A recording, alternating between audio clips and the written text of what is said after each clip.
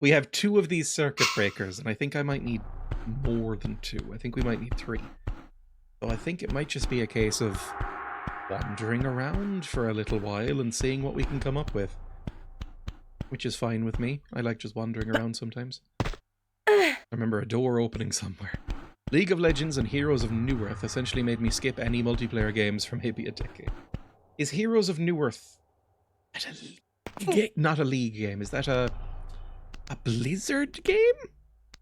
Is that where it's like all the Warcraft people doing a MOBA? I've never played a MOBA. The closest I've come to playing a MOBA, and I guess it is a MOBA, is I played a little of Deadlock, because some friends of mine were playing Deadlock, and I went, sure, why not? That's Heroes of the Storm. Could they come up with some slightly better names? And I didn't mind Deadlock. I thought Deadlock was fun. I would never consider playing it on my own. Oh, there's the thing. We jump up. Can we jump from here? Or do we have to go from above? Hang on, I'm going to save. Just in case. But yeah, Deadlock was fun. I was... and it's very me to say this, but I was kind of disappointed when I played Deadlock that... I didn't enjoy playing the hottest character. I was like, ooh, this character is incredibly hot. I'm going to play this character constantly. And then after about 3 or 4 games, I was like, I hate playing this character. That was a horrible moment in a video game. I had to play much less hot characters. You can all probably, if you know Deadlock, you'll probably know the character I'm talking about. Jump! Ooh, just about. Lovely stuff. Okay, well, I think that's all 3 of the things we need. Hopefully we can just plug these in and it'll be fine. Don't step on the glass with your little grippers. I've never even heard of Deadlock. Is Deadlock even officially released right now? Deadlock, if you don't know, is a first-person shooter / MOBA. Like a team-based hero shooter / MOBA developed by Valve. And it's been in like open beta for a year or something like that. And I hear steppers. And they still, I don't think, have released it.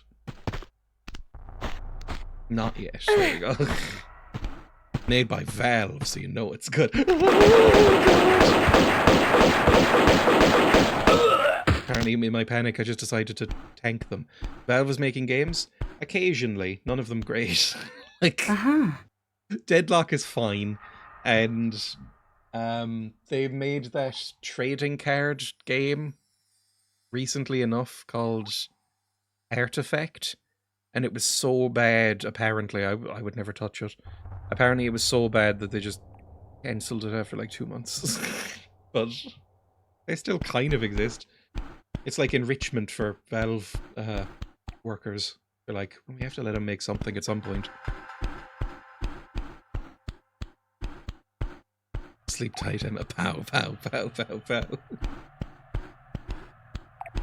Yeah, Deadlock is fine. It's just fine. It's not really my sort of thing, so I can't really comment that much. Because I'm not really an MMO... Not MMO. I'm not an MMO person either, but I'm not really a MOBA person. Like, I'm never going to fully enjoy a MOBA. I'm just going to tolerate it to hang out with friends. But it was one of the more fun ones, I think. Because I'm better at first-person stuff than traditional MOBA games. I ended up playing the simplest character, I think. It was some sort of dapper fire boy who wore like a fedora, unfortunately, like a cool tailcoat, and would set things on fire with his guns. I don't know the names of the characters, except the hot one.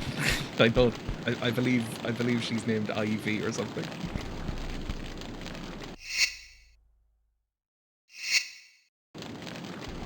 I never play competitive games, got too much unresolved anger. I think I don't have enough anger in competitive games, but I just don't really feel that competitive for the most part. When I play a multiplayer game, there's very little in me that wants to, like, win. The gargoyle? Yes, she is the best girl. Thank you. There's dozens of us. Hang on. If we just... I'll tab. Oh. Here. Deadlock Ivy. Yeah, that's the one. Horrible goblin woman. Maybe if you play enough Devil Inside, you'll get the HD game online. See, that's the thing. I get angrier at myself than I get in video games, I feel. PvP games, I feel, are conceptually flawed since you can't really design a game to be winnable for both parties. It has to be like round-based, I guess, at some point. That's the hot one. Shut up. I like Ivy. Some sort of little bat freak. Anyway. So back here. Let's plug in all these keys. I assume this is what we're meant to be doing.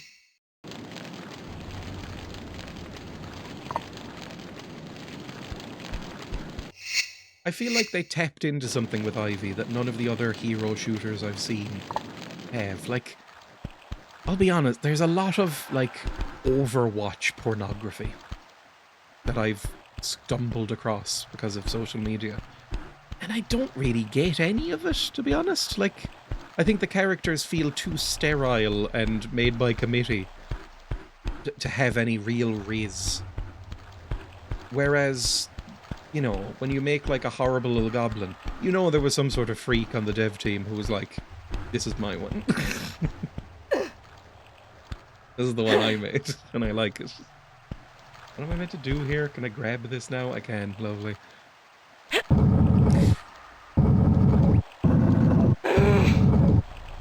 Wasn't it that they shut down a Star Wars MMO the last year or so?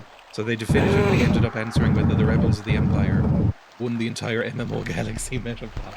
Maybe? I don't really know. I don't keep up with Star Wars games at all. I'm not sure how many of them there are or anything like that. It's kind of like if Blizzard ended up answering one day whether Horde or Alliance won. Again, I don't know Blizzard is.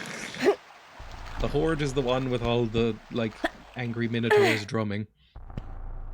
And the Alliance is like the ones where it's like blonde women going like, we will fight for justice. How are we getting out of this one? Can I just do that? Hang on. This'll work.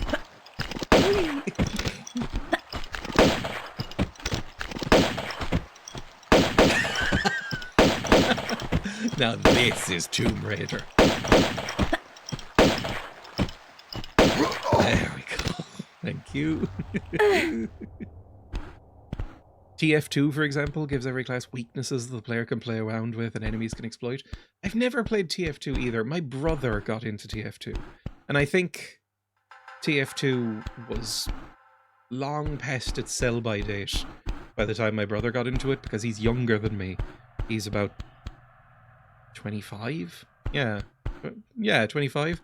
So I never got into it. I don't know. It's just, it's a lot to get me to play some sort of like team-based shooter, basically. Or any multiplayer game. What did I just do? It hasn't been updated since 2018.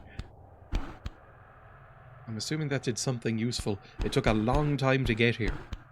Can I jump up there, maybe? Hang on. Okay.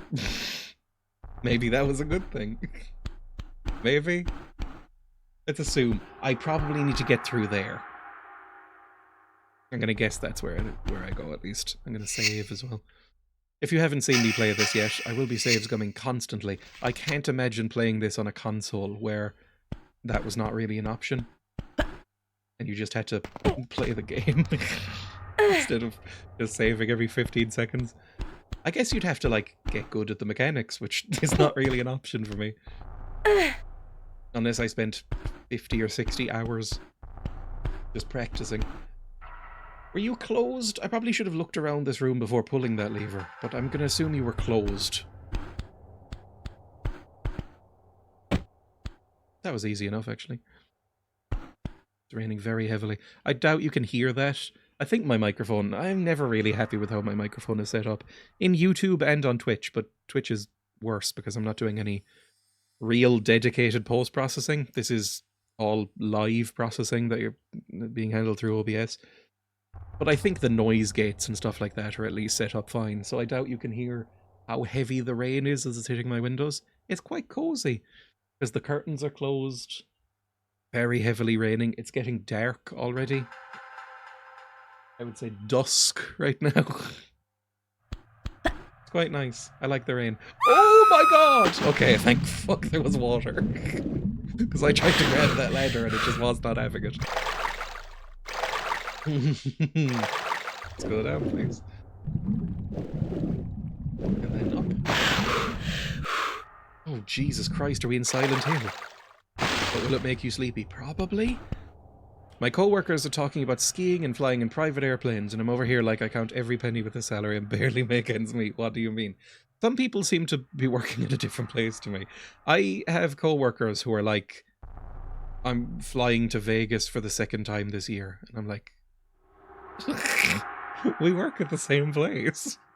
I do not fly to Vegas twice a year. It's all snowy here. The last time we had proper snow in Hamburg was years ago. All right. And now it's already been snowing for almost a week. Got it. Yes. Yes. I Cool. don't think I've seen snow in... Awesome. Yes. I don't know. I'm going to say 10 years. I don't know what the actual count is, but it's been long enough that I can't remember seeing snow, really. Emma's got a photo on her phone that she likes to show people of me building a snowman, and I was still living at home when that happened, like with my parents. And these are co-workers without YouTube dollars as well. Same thing in Silt, Schleswig-Holstein. That is a cute photo. Ugh. Ugh. I'm wearing some sort of beanie. Oh, Jesus, it's a barracuda. Get out. Get your little grippers away. Okay, can I kill that barracuda, please? I don't really want to be swimming around with barracudas. Die, I think you're dead. Seaside issues? That's true, it's quite salty here. I've been told, I don't notice it because I've always lived by seaside places, but I've been told that you can smell the salt in the air when you come to my town. Emma told me that. There's like a hint of rotting seaweed and salt across the whole thing. And it means that no snow ever sticks, really. It has to be thick. 3 C's. It's so Christ in heaven. That's really hurting me. Oh god, I think I'm dead. Hang on. No, I'm not. Let's use a large med pack, please. The pipes do quite a lot. I'll take it. They gave me a small one anyway. Game audio is much louder than your voice. I will turn it down. Hang on. Again, I've been adjusting the microphone stuff because I'm constantly trying to tweak it to make it sound better. Sometimes that makes everything fucked. Let's put it down like... something like that. Especially because I'm talking quieter today as well. There we go. No, don't load. Go back to the video game. There we go. What's that man even doing in here? I don't know, because it took us a while to get in here, and it was sealed, and it's full of barracudas. So I imagine... Ooh. Oh, look at the little fat shark! Oh, there's 2 of them! They're friends! Oh, and there's a key. Ah, fuck, I'm gonna need to fight those sharks. God damn it. I'm trying to adjust the other way and learn on the fly, as I'm audio only so far, and my VODs are mouse quiet. I have constant issues with this, because every game is a bit different, and every microphone is a bit different, and every setup and voice is a bit different. Very, very irritating. And it's why I record my YouTube audio separate from the game. Like, how my YouTube videos work is, I have the video section being recorded on OBS, like I'm streaming through right now. The mic section on OBS muted, so no audio is coming from my microphone on it. And I record my voice separately in Audacity or Adobe Premiere or whatever, or Audition, whatever it's called. And then I can mix things separately in editing. And I usually have to, a huge amount. I usually have to boost my voice quite high and lower the game volume quite low, because just that's how games work. It's very annoying. So it's, I would say, harder when you're streaming because you're live mixing everything. Essentially like being a DJ, but, you know, with your own voice. I guess they talk. Discworld, for example, the music is crazy loud.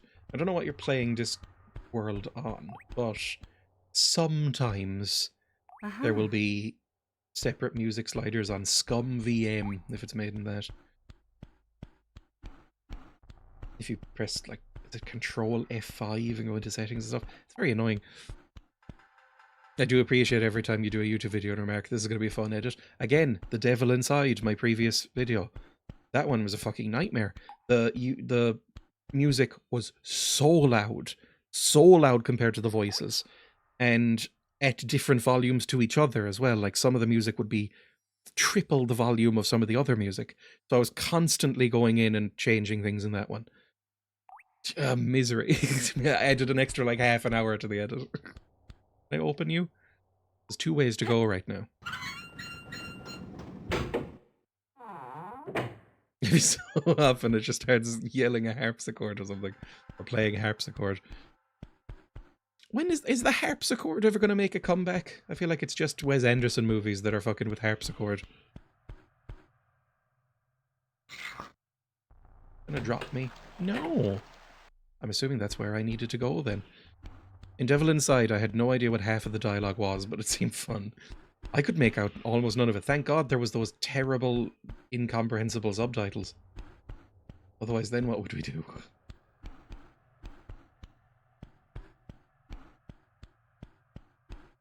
This game is much better. Is the word Ankmore pork blocked? No. Was a message blocked? Hang on. If I scroll up and see. Let's see. Maybe it just didn't go through because of server-related nonsense. Where the fuck am I, by the way? Hang on. It's so dark. I can sort of see. I could just take out some sort of flare, but I don't know where I'm going necessarily. It's Twitch, I wouldn't be that surprised. More pork, that's some sort of sexual reference. I hate that phrase, for sex. I mean, I hate a lot of phrases for sex, to be honest. But pork is one of the worst ones. If somebody describes sexual congress as porking, it makes me kind of want to retch. Really disgusting to me. Well, this isn't the way to go. I'm going to take out a flare. Yeah, there we go. Porking. Ooh. Again, I find that even more disturbing to hear than what was the Javdil thing? Prolapse shit trumpet. Worse than rooting. Rooting is so horrible that it wraps back around to becoming kind of funny and abstract to me. Like, it doesn't conjure up the same disgusting image in my head, I guess. Whereas porking is pretty gross. If you don't squeal, are you even porking? Ooh. Rooting is vegan porking. Okay, I need a key to get through here, and I don't have a key. No. I need something I can root to.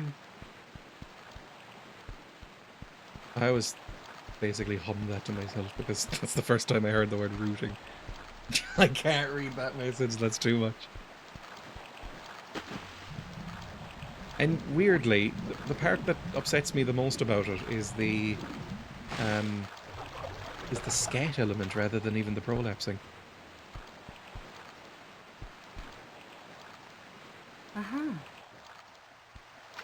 Is rooting etymologically rooted from the word rotting? It might be Australians saying rotting, but it might be like, you know, having a root around, like a truffle pig, but with your penis in a hole.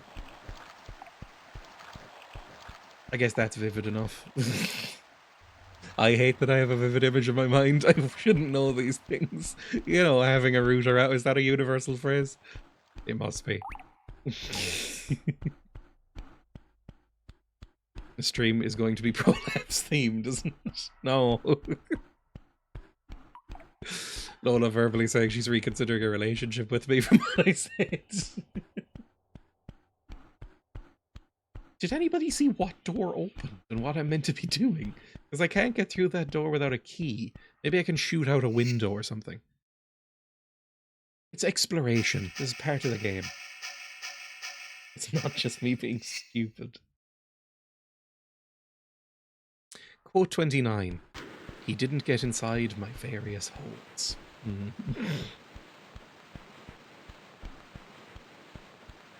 I mean, I've got less than some.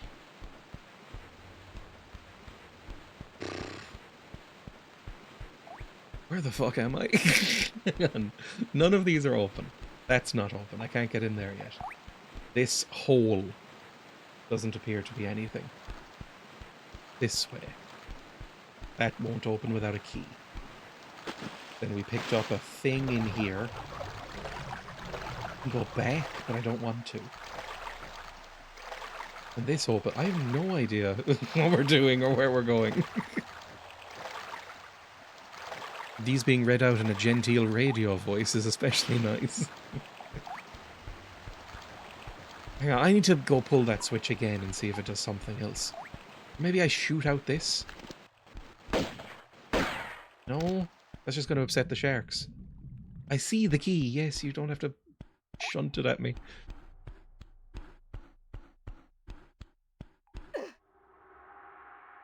Pull.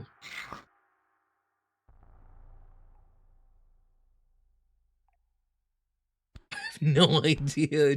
Now I can't interact with it at all, can I? No. Maybe it didn't pull down all the way. Sometimes it does a double press and doesn't pull something. Maybe now I can go somewhere. Barefoot on that metal grate. He's going to get tetanus at some point. She's going to step on a nail and it's going to go up through her foot. Like it's going to be like a cartoon where it's like right up through the foot. It's perfectly perpendicular to the floor. Like Sean Astin? Did Sean Astin do... Oh, with the glass in Lord of the Rings when he cut his foot in that horribly polluted river. Oh, that sounds so horrible. There's not many things that freak me out, but like nicking an artery does freak me out a little bit. Like nicking an artery and like bleeding out really, really quickly. That kind of freaks me out. Like just dumping blood out and just kind of going all faint. It's why I don't really find vampires sexy. This is timed. What the fuck does it open? It's because if you were being drunk by a vampire, you'd get really dizzy and faint and weird. There we go. Thank you. And you wouldn't be able to enjoy it. Just put a finger on the wound and put pressure directly on the artery. Absolutely horrible. Okay, can I push this somewhere? I've bled a lot in my life. What you're describing, Ross. I have a specific kind of chat.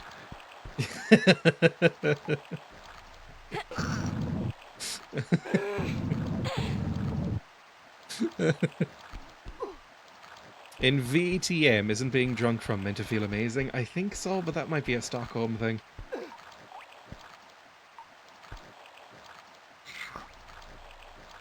The kiss. Okay, is this timed? It better not be. I think I know where that was. Wait, was it this hole? Or was it in the water? I think it was here. Nope, it was in the water. Hopefully it's not timed and I don't have to do it again. Wait, I can pull these. Oh, there's a switch right here. How didn't I see that? Pull this. Might be a secret. Pull. Or not. Hang on, why can't I pull? Pull. Pull, Lara. Okay, maybe I have to do that later. Because I can't seem to actually pull you. Now, what did that open? I think it was down here somewhere. There's some sort of hole that's now open in here. Embrace is the full turning someone bitey. I remember when I was hit by a car, the biggest medical issue I suffered was bleeding after scraping my elbow against the asphalt. I think that's basically tarmac in America or other countries.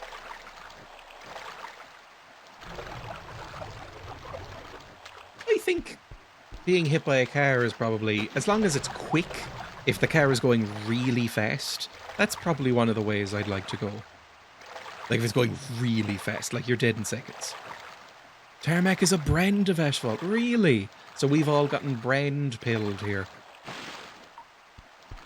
Because I know it's that guy, Tarmac Adam. Pull this up again. I should know it's my profession. Where is that? We just need to find that hole. Like, I think essentially the way I would like to go is being, like, swatted like a fly. Like, instant crushing death. Like, a big boulder falling on me, being sat on by a giant woman, hit by a big car really, really fast. That all sounds alright. Where's that hole? Asphalt aficionado has entered the chat. There's the hole. Okay, I would like another layer, please, because it looks quite dark in there. Whee! Please no sharks. Oh, Jesus Christ! That's quite a few sharks, actually. I'm gonna quickly save, just in case we die here. I don't know how I want to die. I think that's normal. I'm not saying any would be good.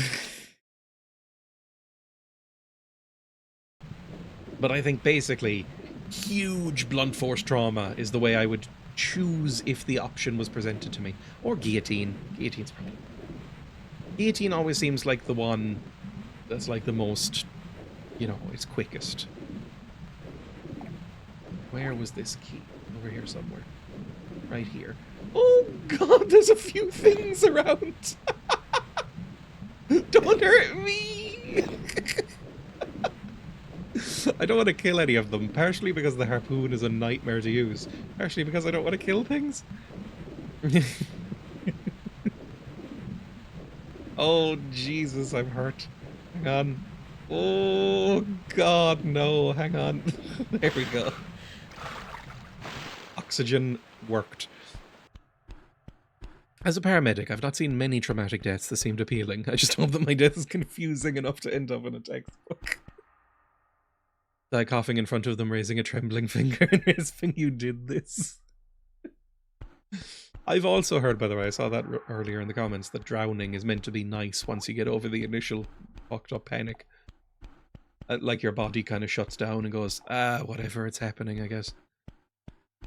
But I don't know if that's real or not.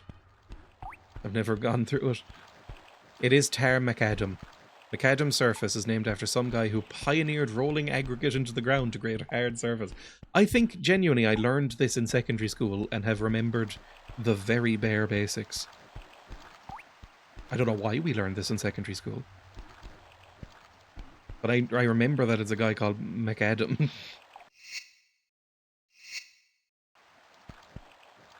Don't say, no. There we go. I suspect that whoever said that about drowning has not actually died. That's the thing. It's like when people say, oh, I wouldn't want to be, like, immortal. Because, oh, you know, it would be miserable. You'd outlive all your friends. You'd be fine. Shut up. Get over it. You'd outlive everyone you knew. You'd be so miserable. Humans aren't meant to live forever. Shut up. Grow up. You haven't done it. You don't know. Nobody does. Could be lovely. Could be great. You're just coping because you know it's not possible right now. How did this open? A big hole in the floor, like everything. My grandfather called everyone he knew to check up on them before going to sleep and never waking up again. That is an aspirational level of organisation. The weirdest thing from my school was bat guano. They taught us about bat guano and owl pellets dozens of times. I don't know why. I think they all expected us to become, like, like experts in fertilization and farming, because I remember being taught that bat guano is like extremely efficient fertilizer and like really useful in a variety of applications. I'm like, why do I need to know this?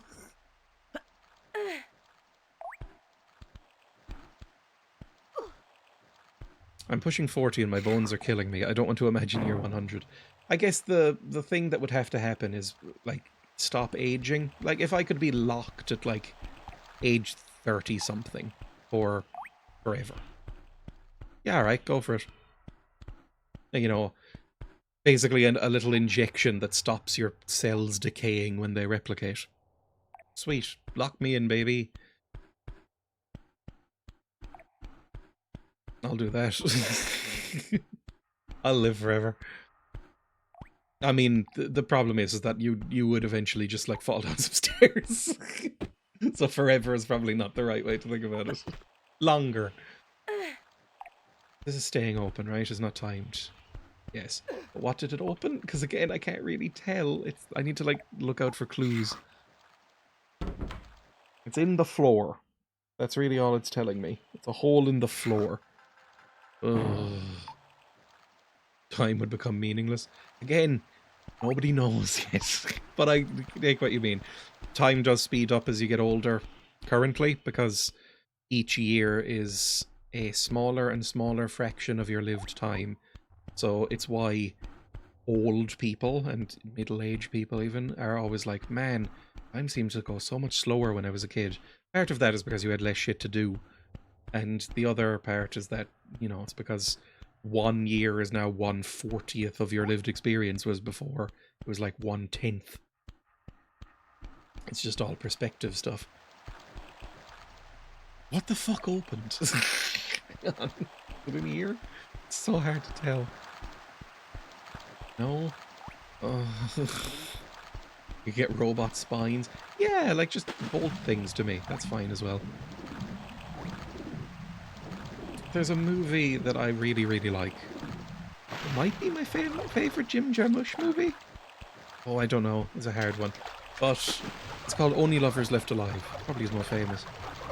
And it's Tom Hiddleston and Tilda Swinton as vampires, which is good casting. But they are bored as fuck because they have been alive for like hundreds or thousands of years, and they're like, I've fucking done everything. What do we do? Sometimes they live together, sometimes they don't. One of them likes making music, so he keeps having to fucking like kill off the persona he's using so that nobody knows it's still him. Give themselves amnesia. It's a good movie. I would recommend it. It's very fun. And kind of bittersweet and sad. I got that movie as a gift 10 years ago, but I want to watch it with Lara and we haven't got around to it yet. It's quite sweet. In a way. It's also kind of fucked up because they're vampires, but it doesn't really... It plays with the immortality a lot more than the vampirism, to a certain extent. But it's very sort of, you know, all to goth coded as well. I mean, if you've seen the characters in the movie. Tilda Swinton looks incredible in that movie. Like, unbelievably good. Not to be too gross. But I recommend it. Again, it's probably the most famous Jim Jarmusch movie. I don't know if people... My chat probably knows who Jim Jarmusch is. You guys are cool. I still don't know where the fuck I'm going, by the way. So check out another flare. We're milking through flares constantly. But I need to see. We're looking for a hole in the floor. It's not here. Though it looked like it might be. Hole in the floor.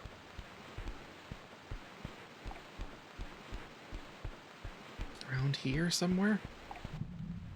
Nope. Hole in floor. It's not in here. It might be all the way back. Not in here either. Unless... I don't know, can I drag this out?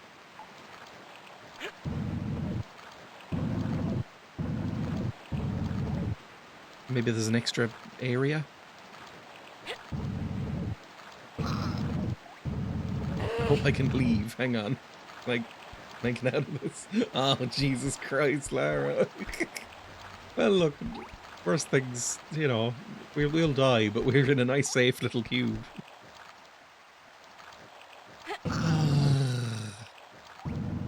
This is really all I can do with this thing. I can't pull it in any other direction.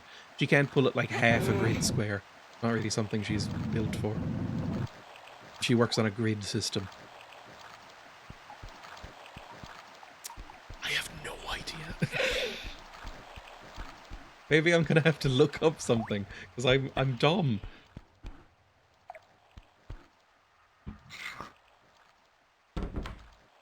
Where the fuck is that?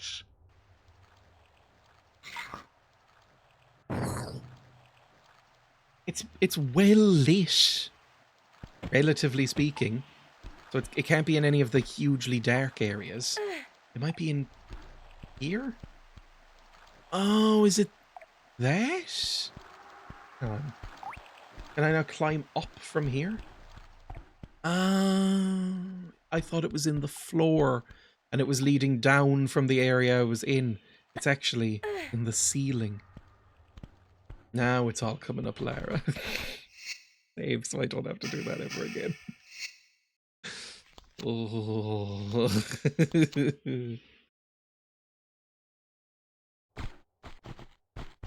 I got stuck for half an hour for not remembering Discord properly yesterday, and it gave me newfound respect for Dreya's diligence. I can, for the most part. It's harder when you're streaming, just because there's expectations that you eventually make any sort of progress because people are watching. Even though these streams are very casual. It's not like I do this for money, this part, so like, these are very much just a hobby thing. When I am not on camera though, I am kind of fine just bloody-mindedly ramming my head against a room for hours. A bit like some people are with Dark Souls bosses, where, like, if I'm stuck in a thing, I remember, I don't know, even something simple and it makes me look like an idiot, but I remember getting stuck for like easily like half an hour on a Wind Waker room when I played Wind Waker for the first time, and just basically ramming my head like an idiot sheep into every wall and texture until something worked.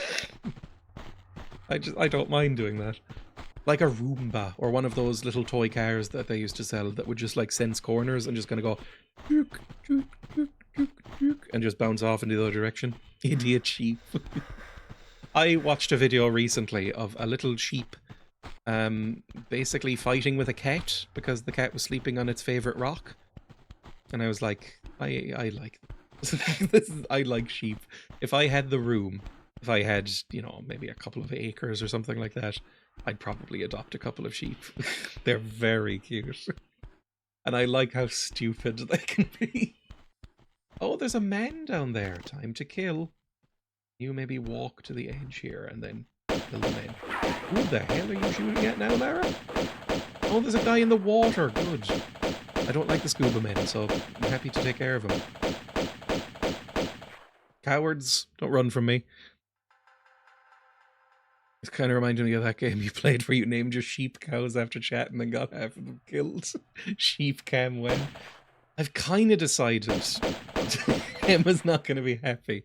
I kind of thought if I get more pets, which is not guaranteed because I'm not really that much of a pet person, but I might get a couple of little hens. They look very sweet. And I've seen some videos of hens recently where I've gone, oh. I probably need to go down there. I think we might have collapsed something because I remember going in here before into this room. Yeah, I vaguely remember it at least, or maybe just a similar room. So I think we go down here. Remember when you killed Lola? Hang on, can I find that video? Not of me killing Lola, or of Deadlock Ivy, although maybe in my private time. Hang on, let's go over to full camera for a second. Threw me at a large owl. Let's go over to YouTube history. This was a little bit ago, but type in the word lamb. No, that's not how you search a history. Search watch history. Lamb. There we go. Lamb and her rock. I watched this video recently. We're talking about chickens. I might get chickens. Oh no, the chicken. Thanks for that clip. Look at the lamb! Lambs are very cute. It's very sweet. And it likes this rock! Ah! It's in the rain! And it does little jumps and it wags its little tail! It was actually quite sad, actually. Emma was watching this video with me. Oh, good cat ears, thank you. Emma was watching this with me and she went, oh, that's an odd looking lamb. Look how long its tail is. And I was like, that's when they're not cut off in farms. And she went, oh.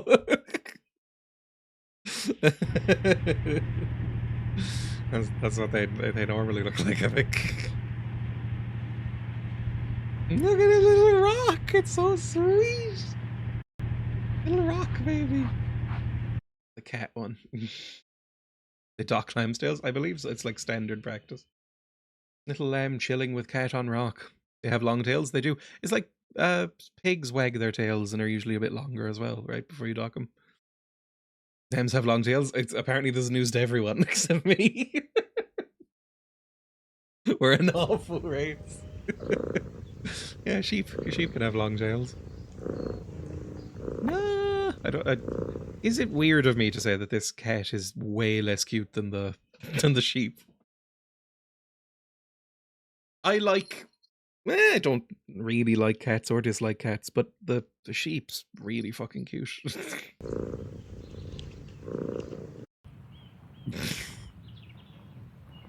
Look at that sheep! It's a baby because it gets bonus points. Ah! But then, when it grows up slightly, it does not want the cat there anymore. Equally cute, sheep here redeem when. Ah! Look at that fucking sheep. I love their dumb little noises.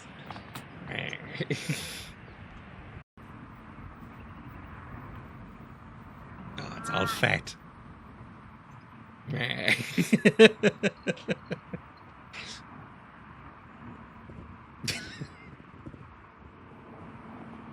The cat teaches the lamb to push things off of tables. And there's a ram as well. It looks very fat.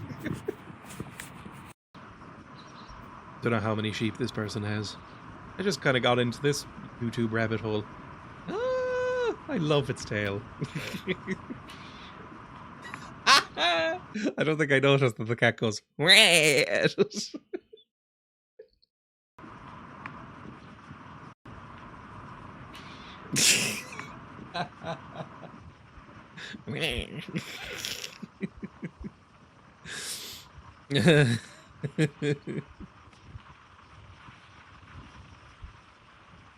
Very sweet.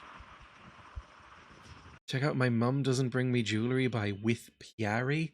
I love Piari, such a decent girl. Is this what I think it is? My Mum Doesn't Bring Me Jewelry. By this thing. Oh, is this the little cat who gets dressed up in things? Yeah, I think I've seen this. Emma loves this cat. Emma loves this fucking thing. Heckin' yes. My Emma is constantly watching this cat.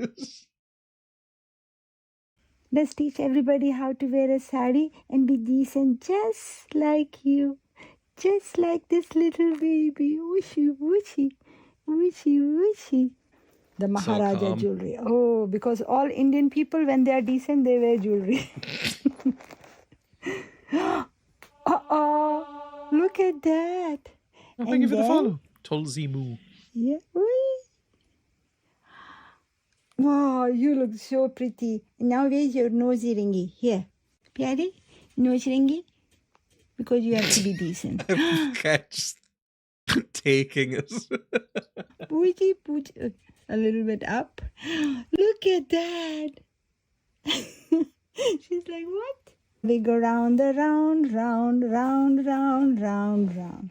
We go round, round, Pyari. And then you do fold and fold and fold, Pyari. You fold and fold and fold, and then you do like this, tuck it in. Now you're so decent. And now she needs a tikka too. I got you a tikka. Whoa! Look at Pyari. Pyari, the most decent little princess in the world. Very regal. Anyway, back to the game. Emma really likes videos of people dressing extremely calm cats up in like traditional jewelry and outfits and stuff like that. It's a whole genre. I think we have to go down here, but I'm worried about it because I think there might be Italian men. And my feet are out, and you know how they are. I love her so much. That cat is extremely comfortable. A very happy cat. Uh-huh. Your vids on YouTube have been such a comfort. Happy to finally catch a stream. Thank you. YouTube is going well. Uh-huh. Continues to go about the same, basically, which is very nice. Welcome in, yes. Although I would say the YouTube videos are better than the Twitch streams. Again, the Twitch streams are just a much more casual experience. They're not really as much, you know, production value, basically. You could get a sheep and dress them up, instant 4 billion. So. If I had the room, I'd have a sheep. I think I'd already have a sheep. Maybe Emma would get a hen if she got to dress her up. Emma basically rolled her eyes and said, fine, get a hen. Why would I care? And I think that was meant to be dismissive, but I have taken it as tacit permission to get hens. So I might have a hen. What in the world is this? Stop jumping, Lara. Uh-huh. It's some sort of huge gun. It's an M16. I don't really know anything about guns, but I think I've heard the name M16 before. It's one of the big famous ones. You know, like your AK-47s and such. The ones where even non-gun people seem to know what they are. I go to the YouTube channel for interesting games and gaming history. I come to the streams for unfortunate sex ed and unfortunate history lessons. Don't call the hen Lola. Made by Eugene Stoner, which can't be a real name, and used in Vietnam. Did I go through? I did go through. I was sure there was another Italian man, but I must have killed them both, or all three of them, however many there were. I don't know, whatever. Let's go. I think we'll just have to slide into the glass and hope things go well. Ugh. Please don't be any sharks or more scuba boys in here. Oh, it's huge! Scuba boys! God damn you! Hang on, I can't do anything about this. Bring out Mr. Scuba. And then shoot this fucker. Please go under the water. There's so many, I think. Where is he? Nope. Please shoot him. I hate firing the scuba gun. It is a misery. There we go. Okay, any more this time? I think we're fine. What is reverse birthing? Why did this come up? Did I have a quote that was listed about reverse birth? Here we go with another one. Bottom 4. Look, reverse like reverse birthing, I guess, would be climbing into a vaginal canal, I suppose. I don't really know what it is. Like, it's different from anal vor, right? Because I don't think you can give birth through the anus unless it's an empreg situation. And it's not like the sandy cheeks cock vor image. That wouldn't be reverse birthing. But it's like a flavor of bottom 4. It's an act that should not be named. Why would you remind me of that? I am always referencing the Sandy Cheeks Cockvore image. It's a great image. I mean, it's so funny to me. It's funny that it exists, and it's equal. What the fuck are you? Are you a moray eel? Jesus Christ. It's funny to me that it exists, and it's funny to me that anybody would be into it. Sorry if you are. Oh god, get out of here. Gone very poorly all of a sudden. Dreya has learned how to deal psychological damage. I mean, I can't show it on the stream. I would instantly be banned, but feel free to Google Sandy Cheeks Cockvore. The problem is I think the Reddit that it was hosted on is gone. There was a subreddit that was literally just called r/Sandy Cheeks Cockvore, and I think it got banned for being unmoderated. Because it was just people posting that image and edits of that image. So now what are we meant to do with our time, with our lives? Save here. Just in case we get eaten by moray eels. If he's been teaching me and Lola how to play Call of Cthulhu, turns out so we can make sanity rolls during the stream. Hi, it's Debbie Harry Blondie. How dare you. We're about to see sea creatures. I know you love those. Now, which way did we go? Was it this way? This looks new. Maybe. I will not Google that, thanks. Oh, we just won! Okay, that only took me an hour and 45 minutes. Jesus. Fools, by deleting the subreddit, they unleashed its inhabitants and every other one. I don't know, sometimes that happens. Like when a horrible toxic subreddit used to get banned, because now I don't think they even bother, they would sort of filter out the rest of Reddit and make it even worse. I think when Sandy Cheeks Cockvore got banned, I didn't suddenly see lots of Sandy Cheeks Cockvore posts.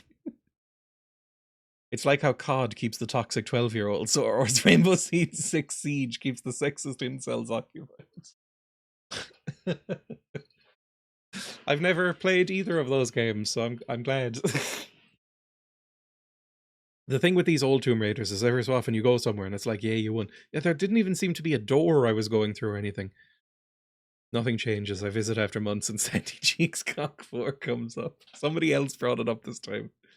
Or they brought up some sort of reverse birthing thing and that naturally leads on. Cutscene, maybe? Or are we just in another part? Yeah, we're still underwater. Cool. This looks a bit Morrowind. Sorry. I go up through here. Do I have to pull a lever? Lara, you might drown. I need to save, just in case I drown.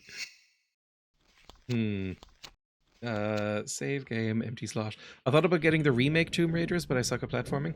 If it's the reboot with the Rise of the Tomb Raider and Shadow of the Tomb Raider and stuff, there's basically no platforming in those. It's more of a shooter. If you mean these ones, or remakes of the old ones, there's a lot of platforming. But I find it a lot easier than most platforming, and I don't know why. I think because it is all grid-based. What is going on with the currents? I can't really move my body around very well. You're sort of contorting in strange ways. The original ones. It's not Dreya's fault, you see, the Vor just did that. Okay, please get up here before you run out of oxygen in your bags. There we go. No reason to worry at all. I swore off platformers ever since I played Trine 3. They made a Trine 3? I remember Trine being huge. It seems a bit quaint now. There was an era of indie story-based platformers that was huge in like the early 2010s. And, oh god, it's angry Italians again! Do some cool flips and just avoid them. Please shoot! Lara, shoot! There we go. It worked out. At least some of them are only armed with sticks. There's like 5 Trines. It seems like that era died out. There was things like Fez and Trine and oh, so many others. Limbo or Inside, whichever one came first. I think Limbo. It was just lots of, you know, colourful simple, story-based platformers that were usually about vague depression. It's all friend slop now. I I learned that word recently. I have to say, I don't know if I like friend slop. Braid as well, definitely. Friend slop. I don't know if I've ever seen a good one. I'm sure it is fun when you're, playing in a big group, but then it doesn't matter what you're playing, right? It's like, I don't really like MOBAs, like I said earlier. I enjoyed my time with Deadlock just because I was playing with friends. I would never play it outside of that. But a lot of the friend slop games look the same. Like, if you don't know what friend slop is, it's a derogatory term for games like Lethal Company and... I mean, they're all just the same shit, just reskinned, right? It's all Lethal Company. Peak was fun, the mountain climbing one. I consider Minecraft friend slop. I played a lot of solo Minecraft when I was a kid, but not in a while. It's stuff that is made for YouTubers to play once. I tried to be pulled to friend slop and always refuse. It gets boring so quick. There's a reason why most of them are quite cheap. Like Among Us is friend slop, and Among Us is quite good. I've played Among Us a decent amount of times. Co-op games? It's not all co-op games, because like you would never call Portal 2. That's co-op. There's a co-op campaign in that. You'd never call that friend slop. It's usually like a party of 4 or 5 things, 4 or 5 slots. It's usually churned out really, really quickly, purposefully low-res graphics or asset flipping. Kind of low effort, Usually either a rip-off of Among Us, Lethal Company, or Buckshot Roulette, weirdly. And they're all just kind of recycled the same kind of thing. Imagining having friends to play games with. That's another thing, is that I never really got into multiplayer gaming because I didn't have friends as a child. I wouldn't describe myself as a lonely child because I didn't really care that much, but I didn't have friends. I never really got the opportunity to brush up on multiplaying skills. Yeah, fun game with friends is like saying tasty meal with barbecue sauce or great movie when watched while high. Digital board games and party games. Party games is another one. I thought, is Mario Party friend slop? I don't know, I think it predates that.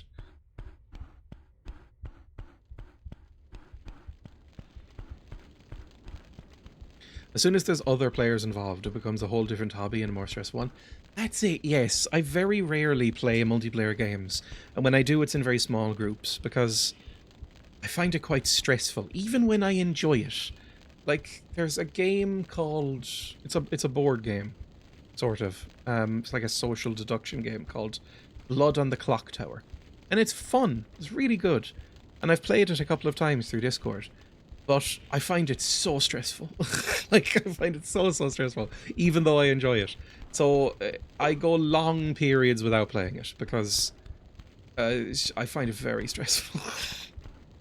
It's the same feeling with role-playing games, like Call of Cthulhu, Dungeons & Dragons, stuff like that. I find it very fun. I really genuinely enjoy those things a great deal, even more than Blood in the Clock Tower. But I do find it stressful to a certain extent. I think this is where I'm meant to go, by the way. I find it very funny, but I'm usually running all these gaming things. You're great at it too. Every friend group needs a project manager DM type who basically is willing to do all of that or finds it fun, hopefully. Let's take out the M16 because I'm in danger of just dying. Or the Uzis. Why not the Uzis? Might save the M16 for a second. Fight boy, die, and then this guy died. There's boulders rolling in the distance. Don't know what's going on, but... Ooh! Please stop hitting me. I don't know if I can take much more of it. Pick up some ammunition. Uh-huh. Why aren't you in a guild? Go away. It's why I never got into MMOs either. Is because MMOs are rarely that fun. And I'm sure there are fun MMOs. Or if you're a certain type of person, you can get a lot of fun out of a single player experience in an MMO. But usually an MMO is a very, very, very basic RPG experience. Usually quite grindy. The combat's usually dog shit, to put it mildly. And it relies on the communal aspect. It lives and dies based on the people playing it, forming roles and guilds and groups and going out together and stuff like that. And I'm just not into that sort of thing that much. I've never joined a guild in an MMO. I just don't enjoy it. I love having my little role in a group and doing it well, but I don't want to communicate while I do it. So I still play MMOs just silently. I can see that. Like, I've played MMOs in the past. There was a brief period in my childhood when I got slightly into MMOs, but it was the worst MMOs, because even then I had a snobbery about WoW. I'm sorry if anyone's into WoW, but even then I was like, you pay for this shit? Ugh, could go outside. So I played even worse ones that were free. So I played a lot of a game called Flife, which is one of the most fucked up shit games you'll ever play.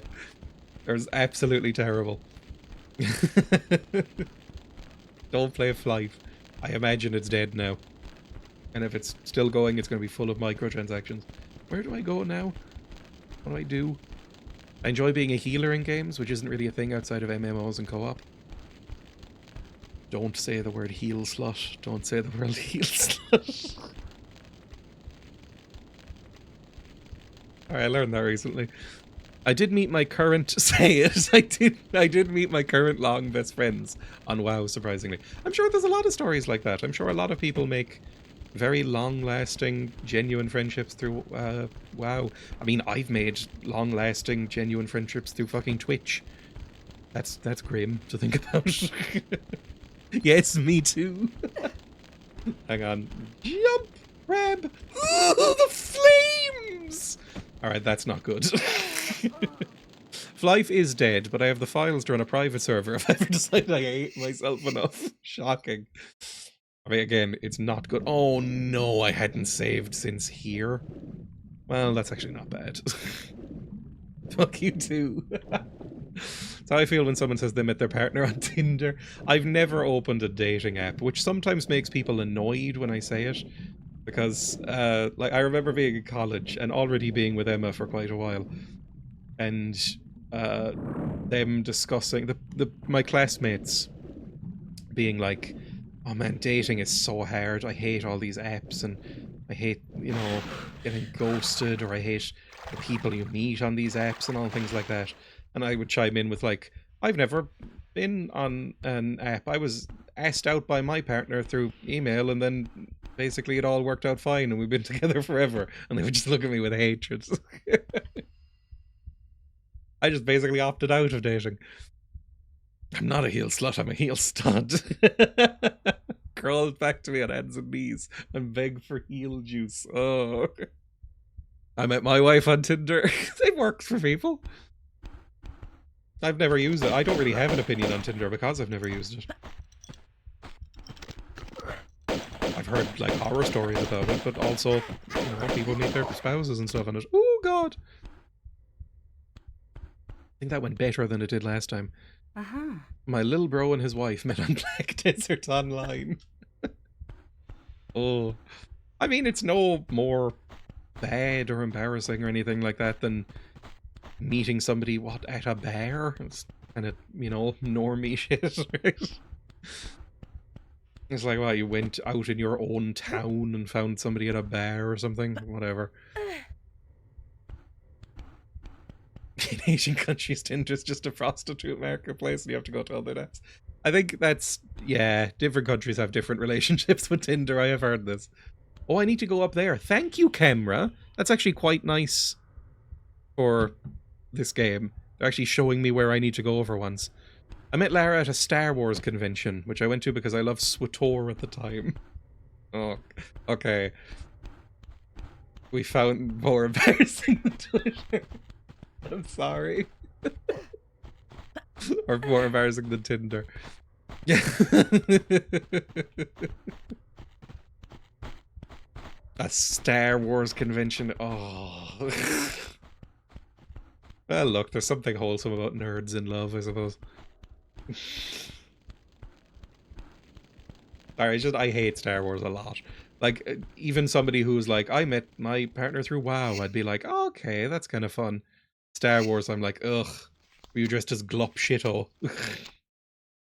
I was in my Salacious B. Crumb outfit. Ooh, forgot about this nightmare. Don't pipe me. Run. Get up.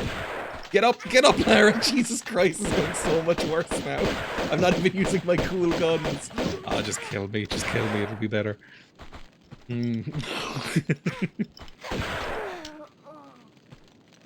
No, Glop Shitto officiated our wedding, Dreya. The whole game.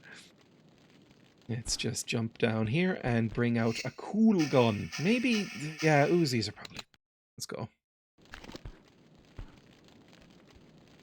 It does feel odd being morally judged by giant cat ears. I avoid dating because I don't see myself as ready yet. Can't deal with my own shit yet. That's fine. That's knowable. I mean, I was fine being single. I don't think there's anything wrong with being single. I was fine being single. I'm fine being in a relationship. Fine either way, to be honest. I mean, I love Emma deeply, but I was content being single as well. Like, I never really would have considered asking someone out, I think. I did consider asking Emma out. I was like, maybe... My plan was, because we met in college, I was like, at the end of this semester, when I'm confident we won't ever have to see each other again if she says no, I might shoot her an email or a text or something saying, do you want to go out? But beyond that, I was like, I'm perfectly content being, you know, single forever. That doesn't matter to me. There's another man coming, I think. No, Dreya, honey. Well, Emma asked me out through email, like... So just so we're both clear that we're both sort of sad nerds.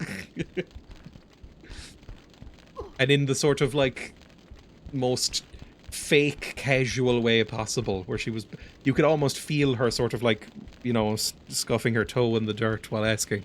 Was going like, so, like, you know, if you're not busy or anything, you know, if you don't have anything better to do or, you know, whatever, if you're around, you know, like, go out, you know, see a movie or something sometime. Right, now what do we do? We're back here after a little bit. My issue with online stuff is you really never know to whom you're speaking. That is very true. It used to be made more a big deal of, and I think it's just become normalized, that, like, you could turn up and somebody in a van could steal your kidneys at any point if you do, like, exclusively online dating. But, like, Emma and I, we knew each other, at least as acquaintances in college, for, you know, 6-7 months, so it was fine. But, I don't know, I think if it goes well, it's fine. Not against it.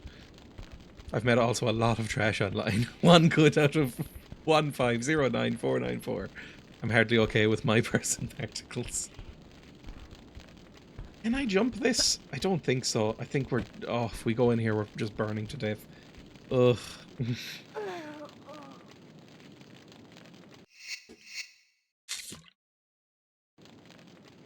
I asked a girl to a movie when I was 16, got rejected, never tried again.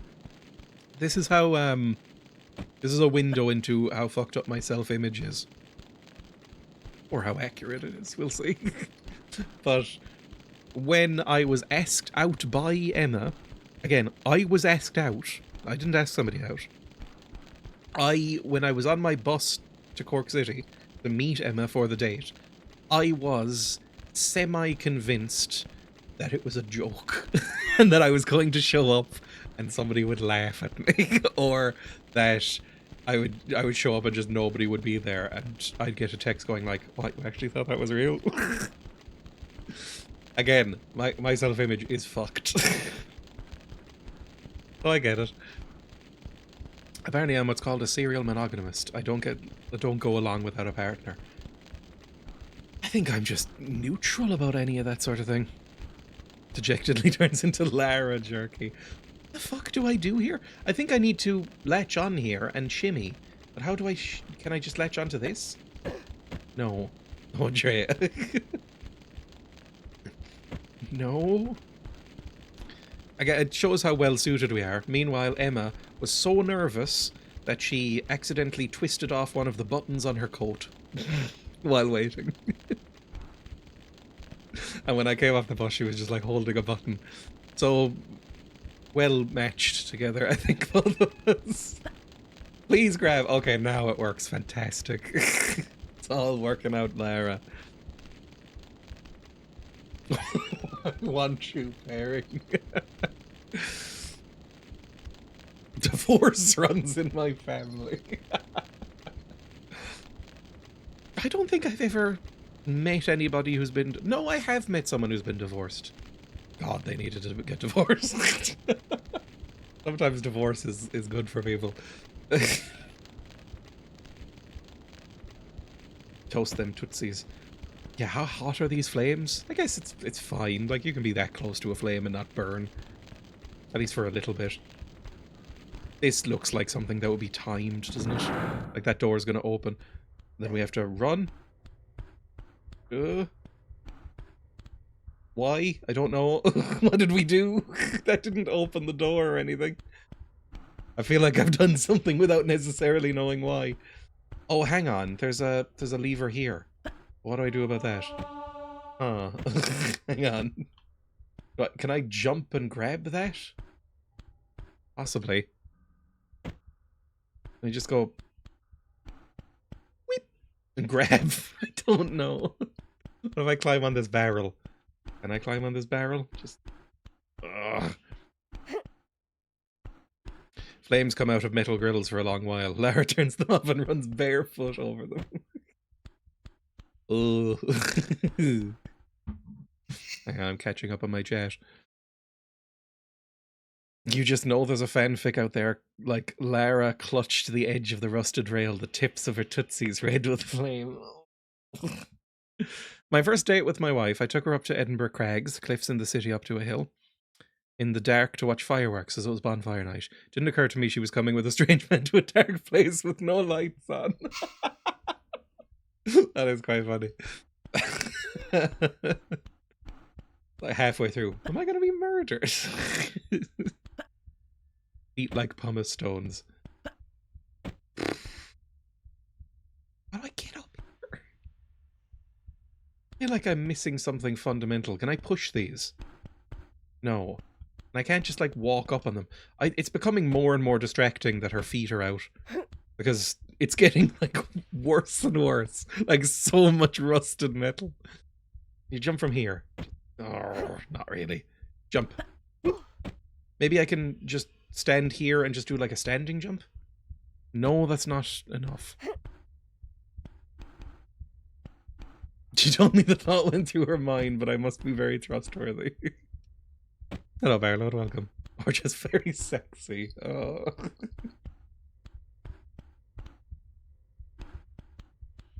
Please. Okay, maybe if I just... I jump from here. Oh, that should do it. Is wall jumping a thing in this era of the game? I don't think so. I mean, probably in other games, but not in this game. I am both. Is there... There's no, like, monkey barring across in this one either. How do I do this? Like, young Lara in the reboots, she'd just, like, scramble up with her weird little axe and go, like, ka-chink, and then, you know, pull it down. Older Lara, she's, you know, more mature. She doesn't do that sort of thing anymore. That's for kids. She's like watching those videos that we did earlier of that little lamb springing around. The noble adult sheep who just kind of goes... There's a storm happening or hitting Germany. I had to go and shovel snow 3 times already. It's pronounced scrongle. I can't jump on this fucking barrel, and I feel like that might be the thing we need to do. Hang on, let me see if I can just pinpoint jump onto this. It's so snowy, so snowy. I mean, that's kind of nice. I wouldn't mind a little bit of snow.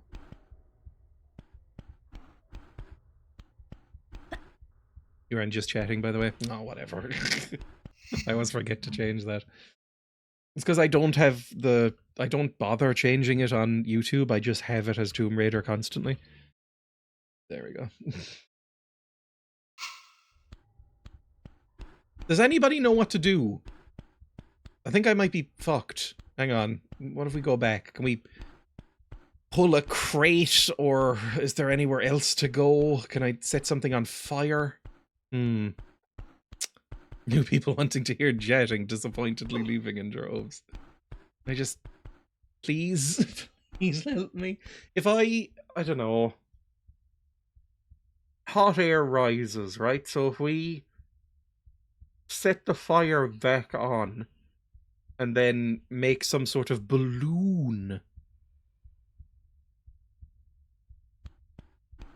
that probably wouldn't work. And this doesn't open. I might need a hint guide in a second. It's not... Game, what do you want from me?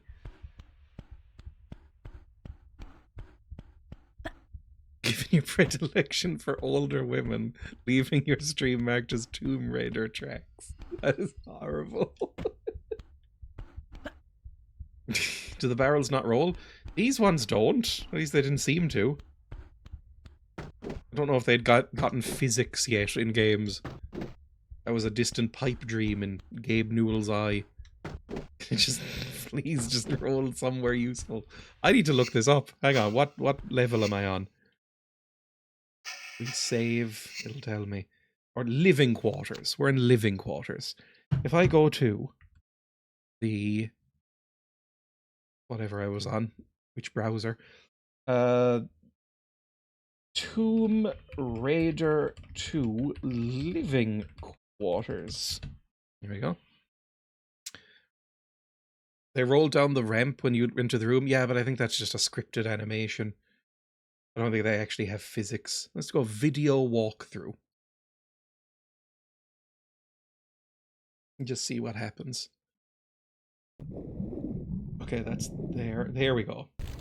We're so close to the start of the level. This is 2.5 minutes into the video. Shimmy, shimmy, shimmy. Turns off that. Now what do you do? Remastered graphics look so much worse. Do like a little spring for no reason.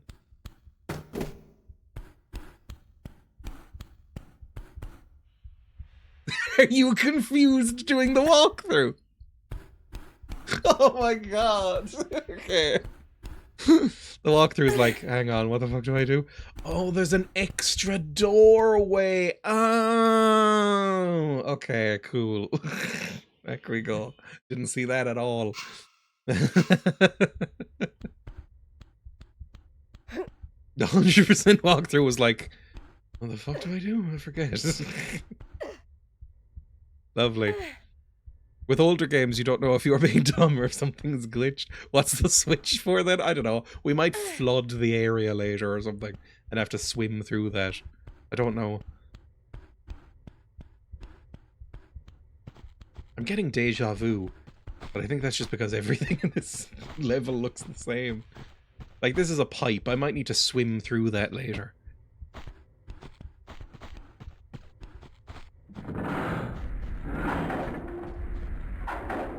Chunk. I hear steppers as well, which means there might be boys down there.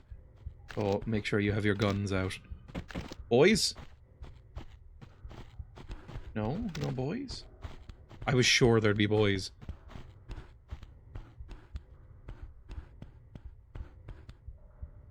We already... I don't know where we've been.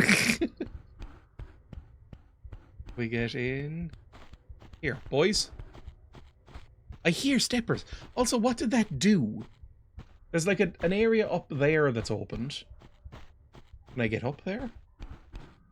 I doubt it. Did that turn on anything? It just went like... And I don't know if that was the noise of it working or fucking up. You just step forward a little bit there. Or not. I mean, I'm here now. I don't... Oh, this is probably going to be a piston. And it's going to go like ka-chunk, ka-chunk, ka-chunk. And I'm going to have to run through it. And then that one will go ka-chunk, Ka-chunk. There's something up there. Like we're gonna come out of that hole, slide down here into the ka-chunk machine.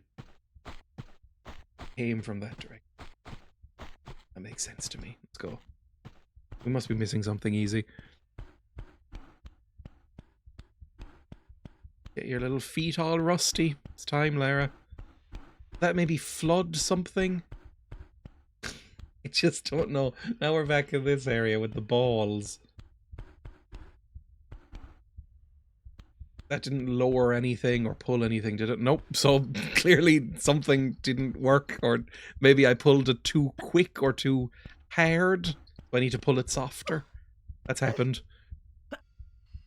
The number of times this stream is me do the kombucha lady face. I only recently found out that meme was her drinking kombucha, which I like. I like kombucha. It's always too expensive is the problem. I don't know if that's just because of where I live, but kombucha is not nice enough to justify the price of it. You know kombucha is gross. I quite like it.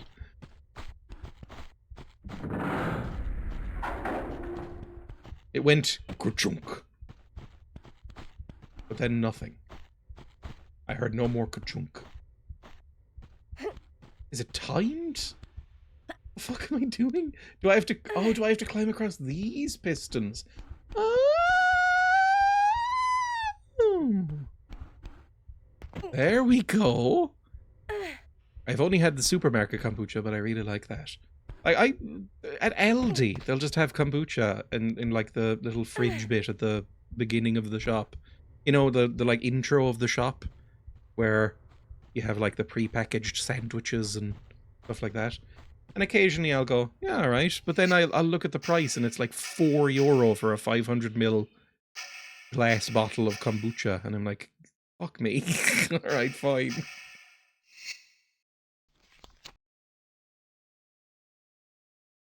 It's like the pulp in orange juice except nightmares. I think it's fine. Oh no, Lara! The shop. You have like the bit that eases you into the shop. They'll dance out peddling wares. Or like, quick jump. There we go, that's what we want. And then, quick jump, and do a little grab. There we go. And I guess I can go get that little guy over there if I want to. Do I give a fuck about the little guy? I don't know what they do for me. It's just like a... I don't care about the little guy, I've decided. I love pulp and juice, seeds and jam, etc. I'm fine with it. I like Club, the soda pop brand of that is popular in Ireland. And that the whole thing of that brand is that it's got bits in it. And I do enjoy that.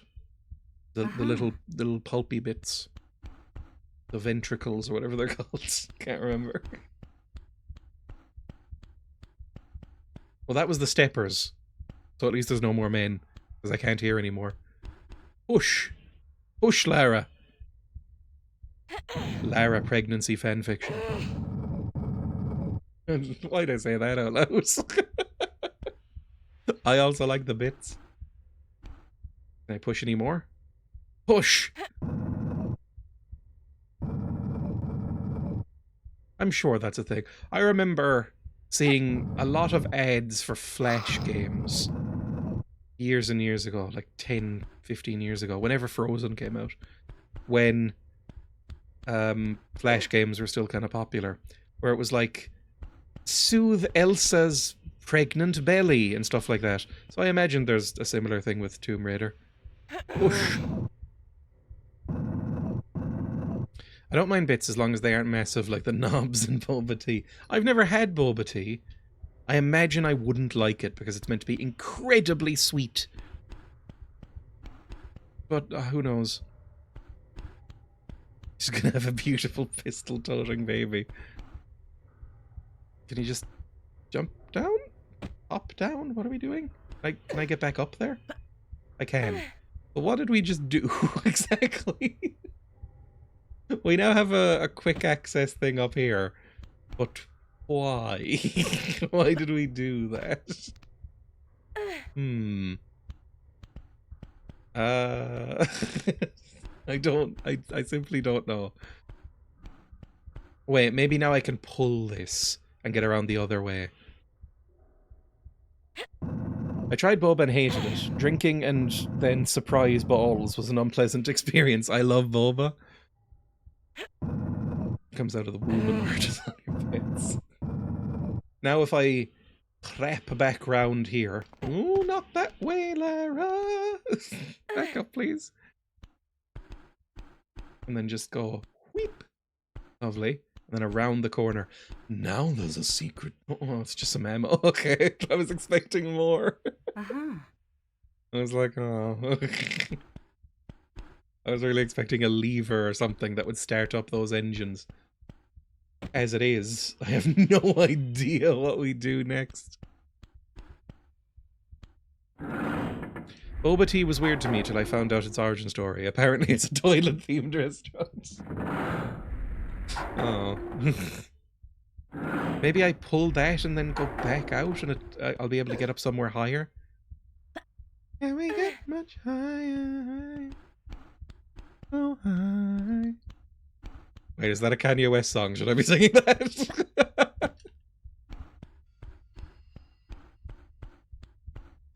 Also, boba here is pricey as fuck. I feel like it hasn't really made it to Ireland. Like, whenever I hear people talk about boba, they're always like, oh, it's everywhere. It's like Starbucks in the 2000s, where like, it's just constant boba. You can't really escape the thing. But I don't know if I've ever seen many boba shops.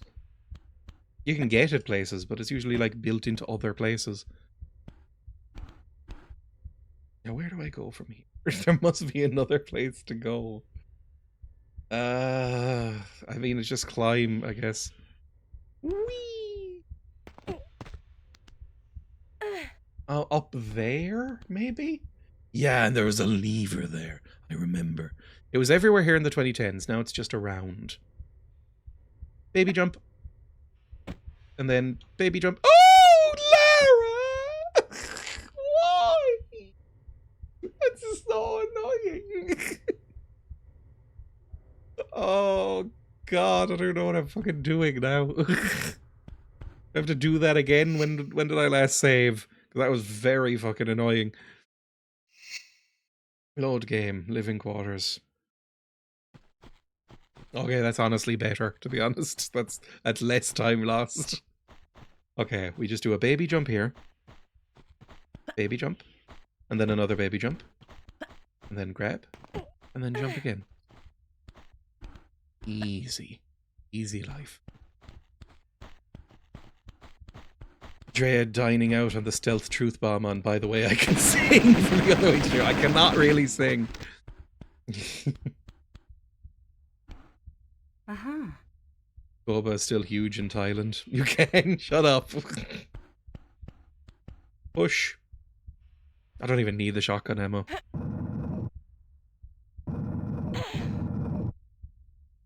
Slipping off after you press the jump button going, no.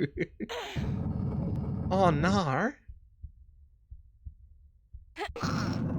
Oh, I hate that noise you made.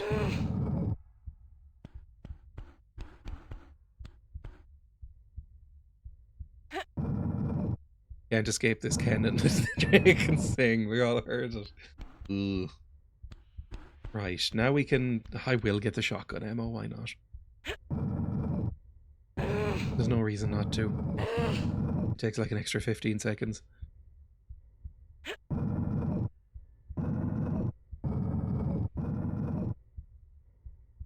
The times I most sing are when I'm singing to the guinea pig.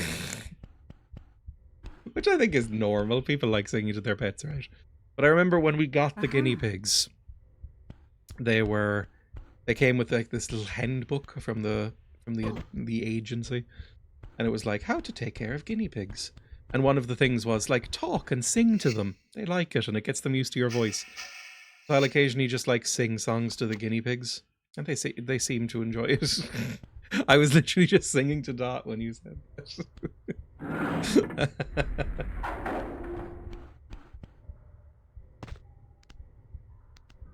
But I mean, I think the last time I sang to Frodo, There's a horrible moment when you realize what you're doing. I was holding Frodo in my hands like a baby, like that, and just walking around the kitchen, and I was singing that 9/11 song. That fucked up conspiracy theory 9/11 track that I like, against my wishes. I was like, 9/11, 9/11, what went down on building 7? And I was like, what am I singing to this guinea pig? Is not enough, nowhere hot enough to bring it down. I was like, my guinea pig's gonna be like a 9/11 truther. I was like, absolute shite at my dogs. Truth pilling Frodo. It's a good song. I didn't write the song, but it's a good song. Like, we can't just deny our ears. That way lies madness. We can acknowledge it's a good song without agreeing with it. I just do the baby voice thing at my cats, which is worse. Yeah, I think that's worse. I hate that a lot. My parents do that with their dogs. My parents do the thing I actually hate the most, which is they'll... Oh, it actually makes me shiver with hate every time they do it. Sorry if you're watching this. I love you very much. But my parents, especially my mum, will go like will speak as if they are their pets. So they'll like do a little like a little baby voice or something, and go like, "Oh, thank you, mommy." When like she's, you know, fixing up their paw or something like that. It makes me shiver with revulsion. I fucking hate it so much. Ooh. There. Back up we go. I'm all about that. I hate it. Oh, I think if you do that, you honestly, and I know I'm talking about my own parents, like 2 months gulag for people who do that. Not long in the gulag, but a couple of months. Now you need to work off your debt to society. Hello there, yes, give us me dinner. Oh! I do that, but I give them funny voices and make them demand peculiar things. I accept my gulag time. Grab! Okay, we've got it. Lovely. Ooh. Hey! It's underwater, which means now we can go back down, open that little lever, and shimmy through the door. I like to imagine them doing the voice for their inmates in that scenario. The hell do I get down? Guess I make this jump. I just do the standard, hello little baby, are you my little baby? Emma does that to the cat. Not a huge fan of that either, although I will occasionally hold Frodo up and say, look at your tiny feet. Your feet are too small. You're a little lump. Which, you know, she's not getting anything out of that. She knows.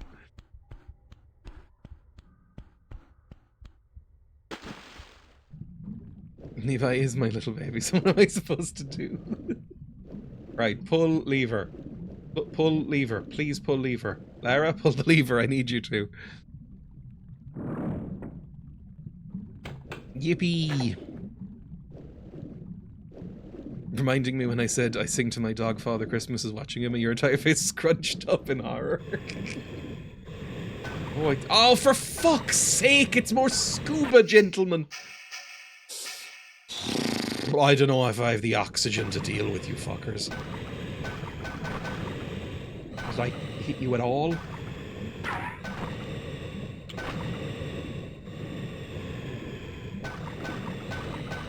Okay, you're dead. Run. Quickly, please, Lara, that's the wrong fucking way. Please, you need oxygen, you're going to die. Oh my god, it's fucked. I shouldn't have fought that man, I'm dead. Oh. BRB, going to the other room to tell him he's a little baby. Alright now, oh, I still need to pull this, don't I? Whee! Cool, sometimes it works. Glad I saved there last time. We step a little bit this way and then go. Weep! Lovely. Crunch.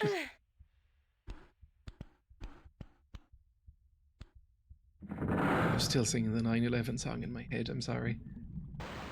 Every time I bring it up, it gets stuck in my head. I think it's really good. No, Lara! Is this my punishment for bringing it up?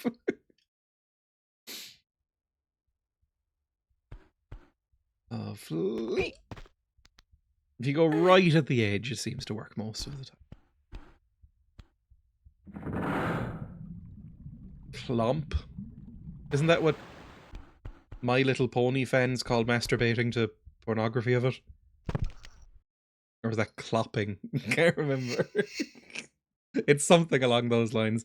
I think I've confused clopping with glomping, which is like a Tumblr thing. That's clopping, thank you.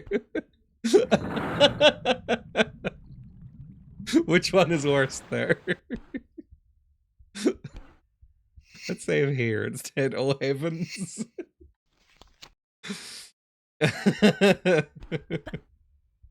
Jump there. Oh god, Lara, why do you keep doing this? Okay, that's fine. You managed to survive. Let's get down here. Make sure you don't confuse boomping and clopping at a convention. I don't know what boomping is. Is it again another sort of sexual pony thing? I don't get the My Little Pony sex thing. Because I don't know what's meant to be sexual about them. I don't think they look very nice. They look a bit freakish. Like pugs. Glomping was the early 2000s sexual assault excuse at anime conventions. Oh. Maybe we just ignore Mr. Torpedo here and just kind of swizzle off in this direction. Pull this lever and get out of the pond before he shoots me. Oh good, moray eels. Love fighting eels. Where the fuck do I go? Where's that? I have no idea where that was. I assume back in the middle? I am very low on oxygen and there's a man right there. Please let me up quickly. Stop shooting fucking stuff at me. Please swim. Swim, Lara. And we're fine. I might even be able to kill a man. Hang on, where is he? You want to swim into my view so that I can kill you? Because I hate you. I always forget what glomping even is. Is that just basically... Hang on. Define glomping. Fuck. An aggressive or highly enthusiastic form of hugging. An alternative form of glom. A tackle hug, a form of aggressive hugging in which the initiating party dives or lunges at the receiving party. Just jumping on someone. Not sexual. I love when you have something that is obviously sexual and they have to go not sexual, like ASMR. Dramatically attacking another with a hug. A glomp is often predatory and lies somewhere in the grey area between a caring embrace and a flying leap to tackle them. It's an anime hug. Of course it's anime. Do you do it while holding some toast in your mouth for some reason? I didn't think anybody ever actually did that, and then I saw Emma do it. I once watched Emma run to catch a plane with a piece of toast in her mouth. And I was like, huh, it's real. Oh, okay. I didn't know. Oh my god. Anime waifu. Well, it was her own fault. She ordered breakfast at an airport way too close than when we had to board. So she was like halfway through the breakfast. And she just went like, ah, fuck. But she still wanted the toast. So she was like gathering up bags and jogging towards the gate because it was like, last announcement. And I was like, I told you. Okay, I need to kill this man, don't I? Hang on. Classic anime behavior. Let's save right here. Just so I have the best chance. I have my gun out. Let's get in here and try and kill this guy. I still don't really know what I'm doing in here. Reload. There we go. That'll do. Now, what am I doing and where? I can get oxygen now. That's fine. Where did I come from? Where am I going? Kim Yo-jong did it once, and the weeb started falling for her despite being inarguably a monster. Is that the unfortunately attractive sister of the current dictator of North Korea?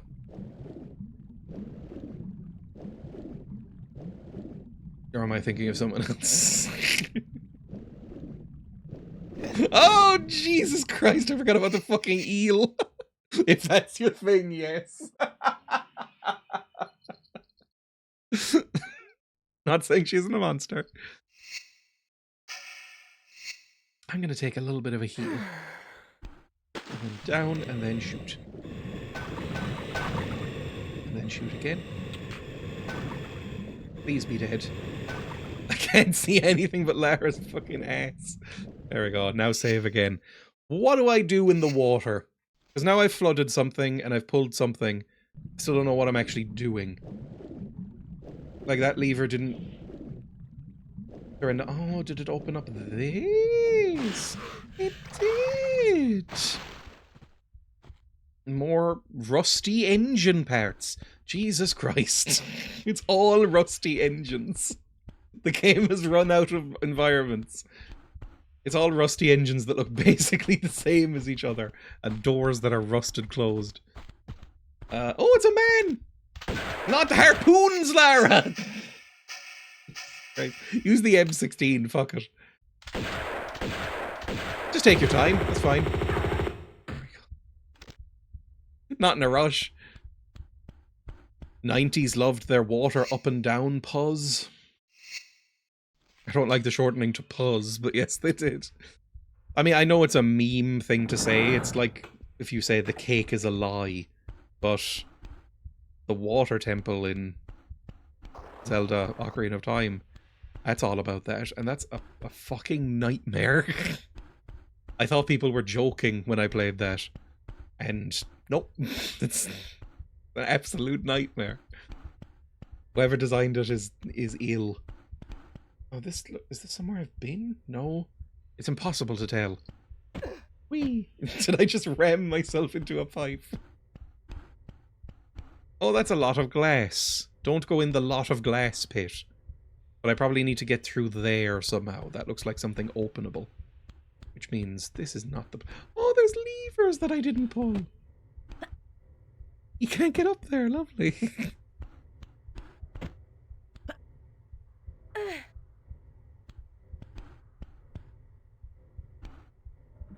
Fuzzy games.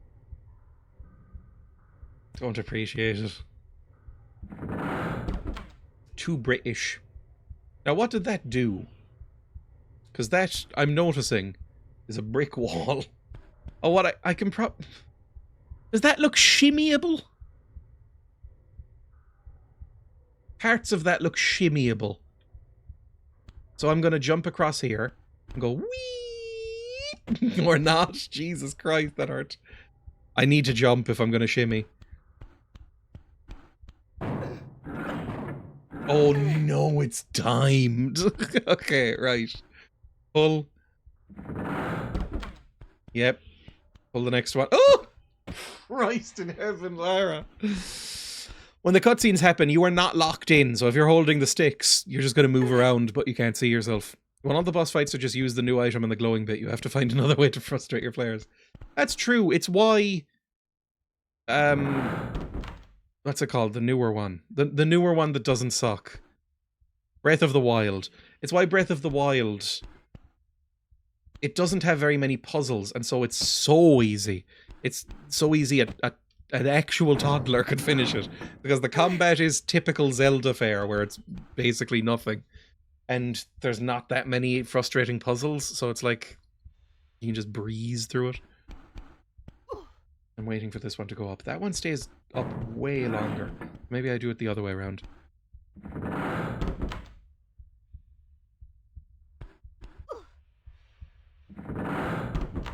Yippee.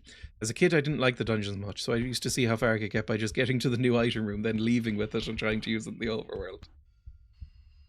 Whip. Please grab, Lara, for fuck's sake. What do I do about you? I feel like I should be able to grab. Unless I can shimmy here. I don't know if that's shimmyable either. It's a rough jump. Can I even make this jump? Like if I go right at the edge there. There we go. Well, it's gonna collapse me into the glass. Oh.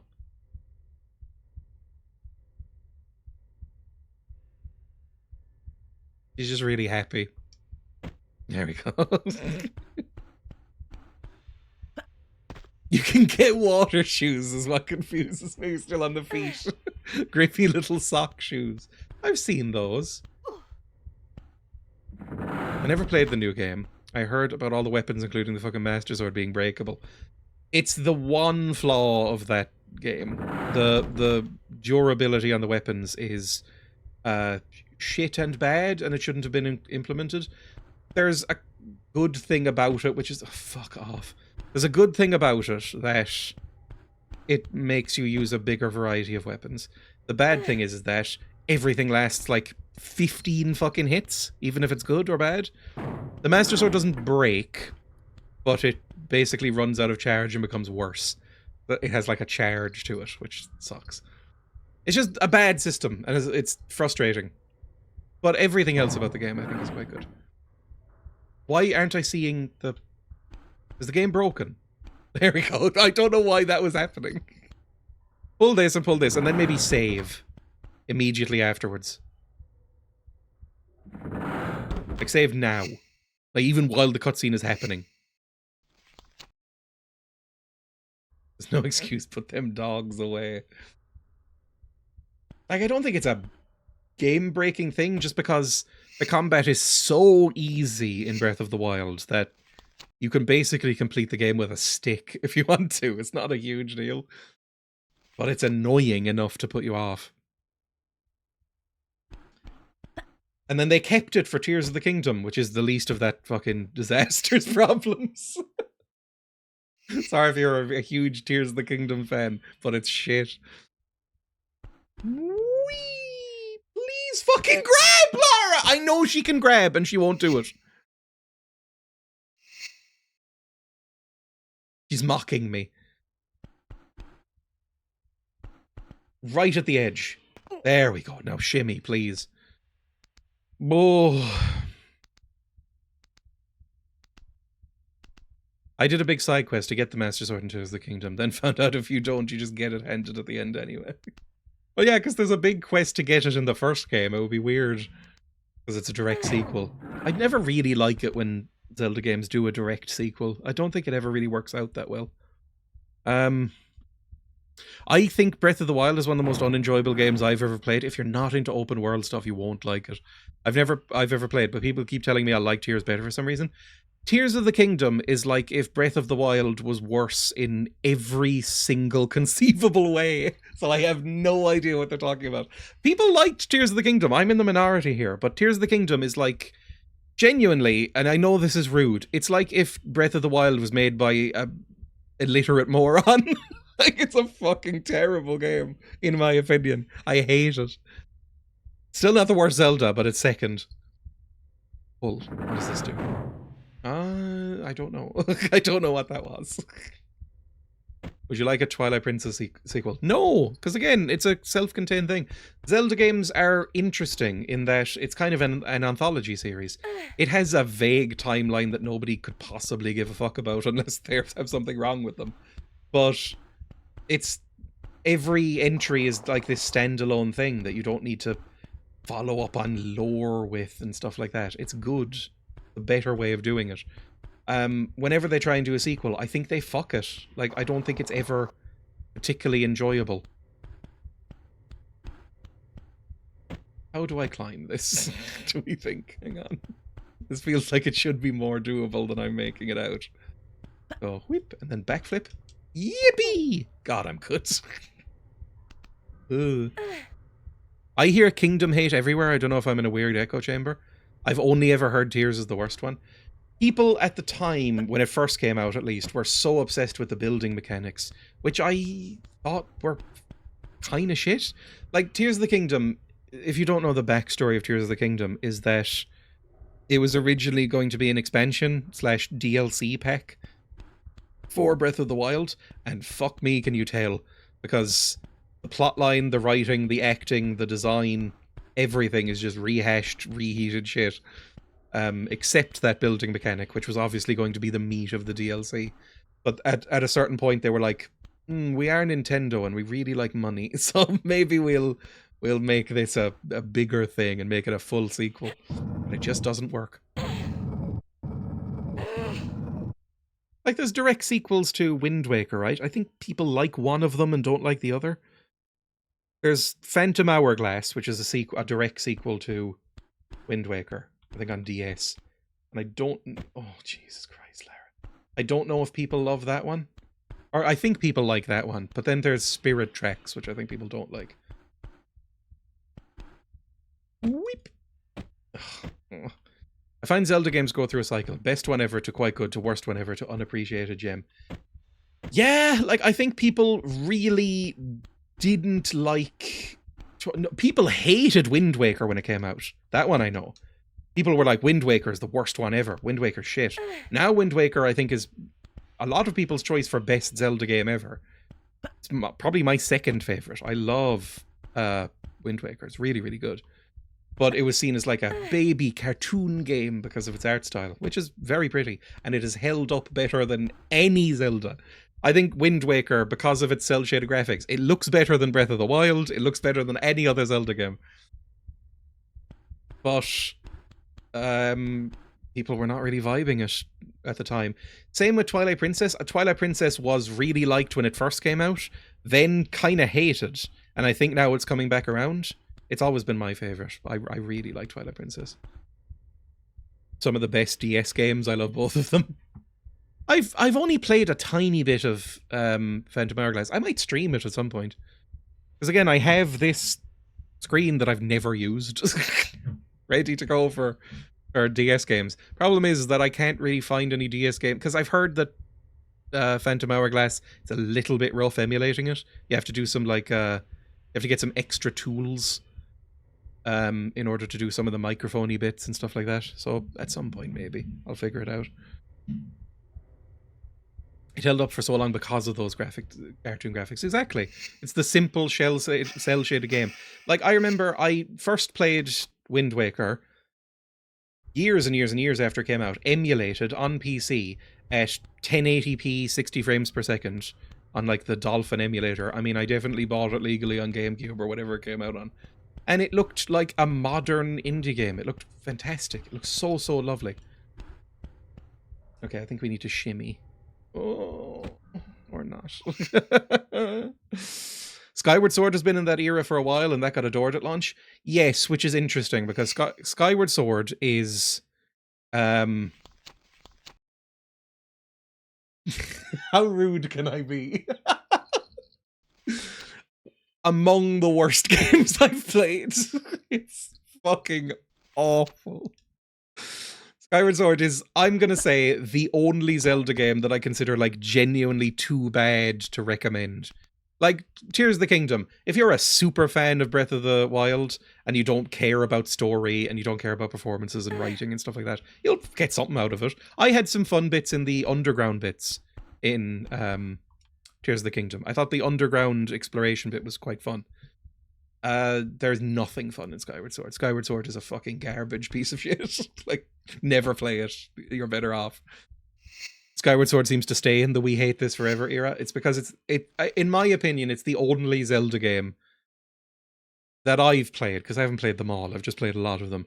The only Zelda game that is, like, unforgivable and irredeemable. It's so, so bad. I played Twilight Princess a few years ago, while Emma was watching. She was like, I want to see what this is like. Why won't you fucking do it sometimes? Sometimes the grab just doesn't work. She just jumps off. But I played it on the couch and Emma started watching and she was like, you know what? I really enjoyed that. I liked the story. I liked how it looked. I liked the atmosphere of Twilight Princess. And I was like, yippee, I do as well. You can tell because I constantly reference it. And she was like, do you have any other Zelda games on this console? And I was like, well, the only other Zelda game that came out on the Wii, because I was playing on my Wii in the living room. The only other Zelda game that came out on the Wii was Skyward Sword, which I got halfway through when I was a teenager and then shut away in the box forever, but I can't quite remember why. So I guess we can give it a try. And we played it, and I got about 3/4 through this time and went, you know what? Life's too short. I'd rather be dead. I'd rather never play this again. I want to snap the disc in half. The only reason I kept it is because it came with a CD, one of the only CDs I have, which it was like the 25th anniversary edition of Zelda, which is now a long time ago because that was like 2011 or something. It was the 21st or 25th anniversary edition of Zelda, and it came with this orchestral CD compilation of like Zelda themes throughout the years, but done in a live orchestra, and it was fun. I listened to that a decent amount. I had that CD. There we go. That's why you buy that game, and I think you can probably just find that online now anyway. I liked it, but it might be nostalgia. I remember that the controller sometimes just did not work correctly. It's interesting because I think most people, if they play Twilight Princess, they prefer the GameCube version because it uses a traditional controller. Whereas on the Wii, there was no option to use like the classic controller, which is the why you buy the classic controller, is because it's better than the Wii controls. But you couldn't use that. You had to use vague motion controls. But it's the one time I actually really like the motion controls is Twilight Princess. For some reason, it just really gelled with me. Like, I found it matched it perfectly. Like, I found it incredibly easy to aim with it, and it wasn't too vague. Like, if you made any movement, it would slash the sword. It wasn't motion mapped or anything like that. So I just found it really lovely to play. Skyward Sword then went way too overboard, and it was like a cool idea, because the whole idea of Skyward Sword is that... Oh god, hang on! Kill Pipe Man first. The whole idea is that the sword matches your movements 1-to-1 when you move the Wiimote around. So like if you turn it sideways, it turns sideways. If you hold it like that or point it at the screen, the sword does that. And it just didn't really work very well. I was enjoying Twilight Princess until they revealed the big bad was Ganon again and lost all interest. That's such a specific thing to be angry about, but I kinda get it. Aiming with the Wiimote was low-key incredibly good when games implemented it right. It is! Like, I don't think I would have enjoyed Twilight Princess quite as much if it wasn't for the Wii Remote aiming. Like, with the bow and the grappling hook, it just made it so smooth and so nice and so satisfying. But the other one I can think of was the only way I have played Resident Evil 4 is on the Wii with the motion controls, and it kind of takes away a lot of the... I'm not jumping on that glass. It kind of takes away a lot of the extra challenge of the awkward aiming, because, you know, that game is designed to be kind of awkward to aim at things, but you can just point 1-to-1 at the screen and have like the reticule up. It's really nice.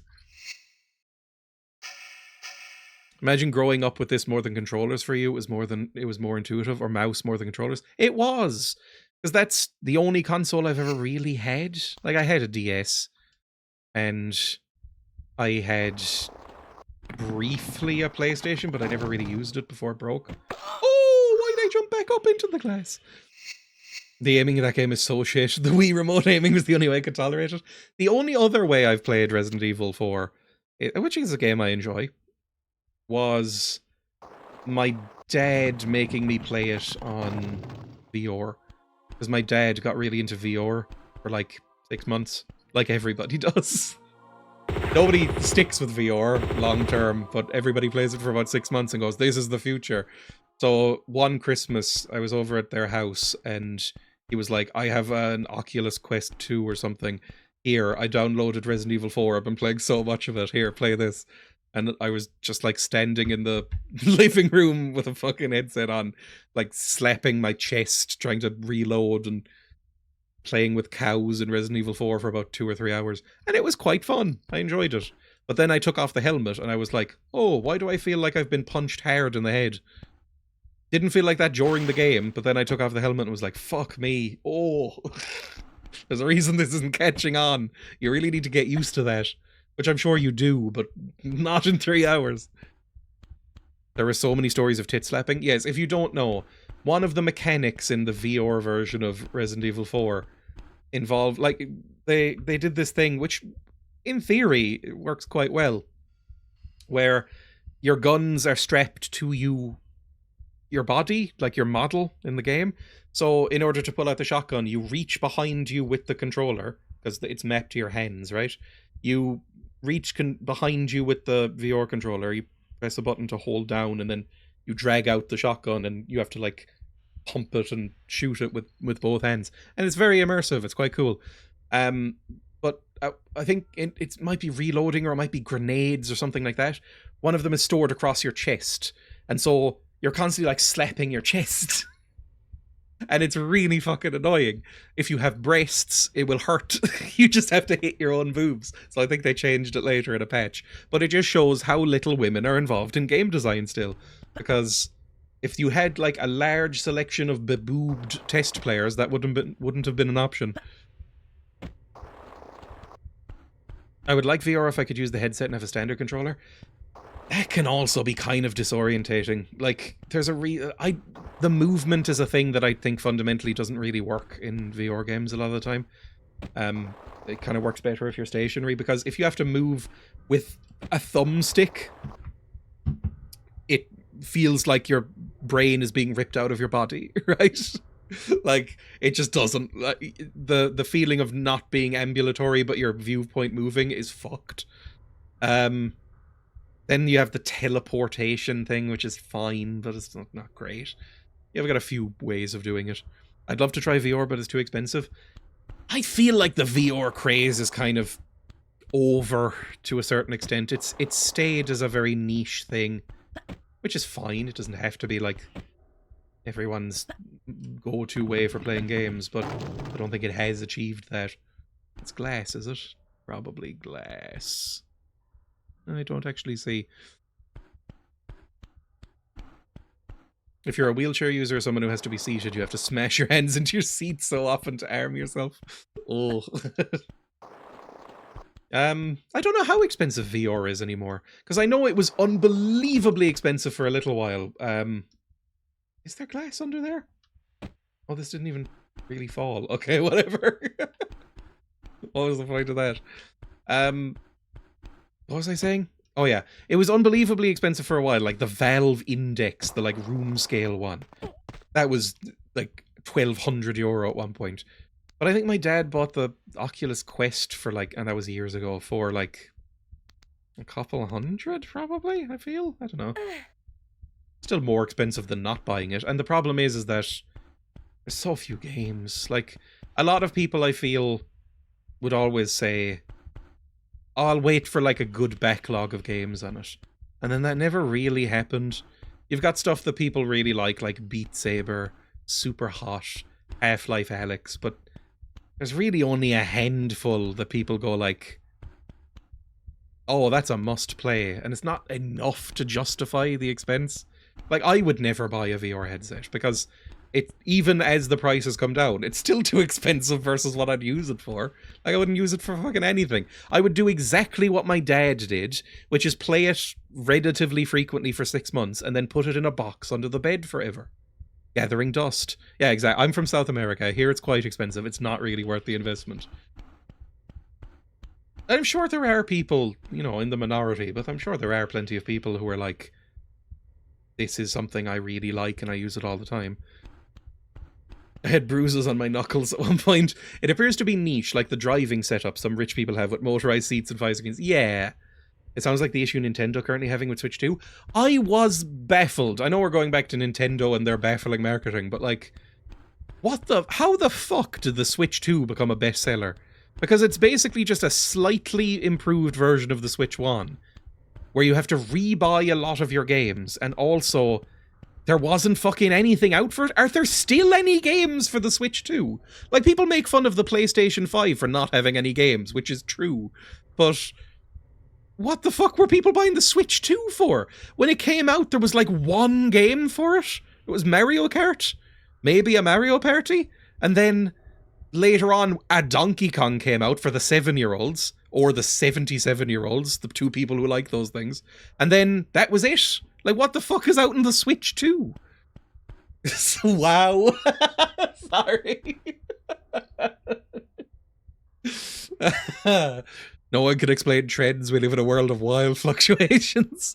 Switch 2 was an easy Switch buy for me. I can now play my Switch 1 games at a playable frame rate. I guess that's fair. The only one I know is Donkey Kong. Donkey Kong was huge for a bit, but I watched it and I was like, oh, we're still making this kind of game? Like, we're still making games that look and play like this? I guess I didn't realize it was 1992. So I don't think it would be for me, which is, you know, not everything has to be. That's totally fine. I entirely dropped them when they started charging for internet. That's a console thing in general, which always baffles me. Like, I don't know how console gamers allowed that shit to stick. The whole, you have to pay a fee if you want to do online gaming. That's insane to me. Like, on top of your internet bill that you pay for internet for, like the line coming into your house, you have to pay an extra thing called like Switch Online or PlayStation Network or Xbox something or other in order to do like online matchmaking and stuff. What the fuck? How did that happen? Most of them didn't use PCs. It's just, it's insane to think about coming from PC. I'm really running through my health. I need to be more careful. I actually don't know if I love the M16. Let's bring out the shotgun instead. Mario Odyssey and Deep Rock Galactic for me. Isn't that on PC? I guess, I mean, you know, it's nice to be able to play things handheld sometimes. I have a tiny, tiny, low-powered handheld gaming thing that is like a 3-inch screen, or 3.5-inch screen or something, and it just plays things from the PlayStation 1 era and back. It's like an emulator machine. And that's kind of all I need or want. I barely use that. I just use it if, like, I want to sit with Emma on the couch while she's watching something, but don't want to hear soaps. Oh, the range on this is not good. It seems better for you. Why the fuck is your gun so much better than mine? Oh, you will own nothing and you will be miserable. I love my Enbernick. It is an Enbernick. I think I remember the code, even though it's the it's like Sony naming conventions.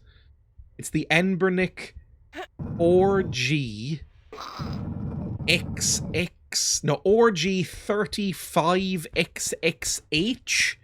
Is that what it's called? God, gaming companies need to do better on that sort of thing.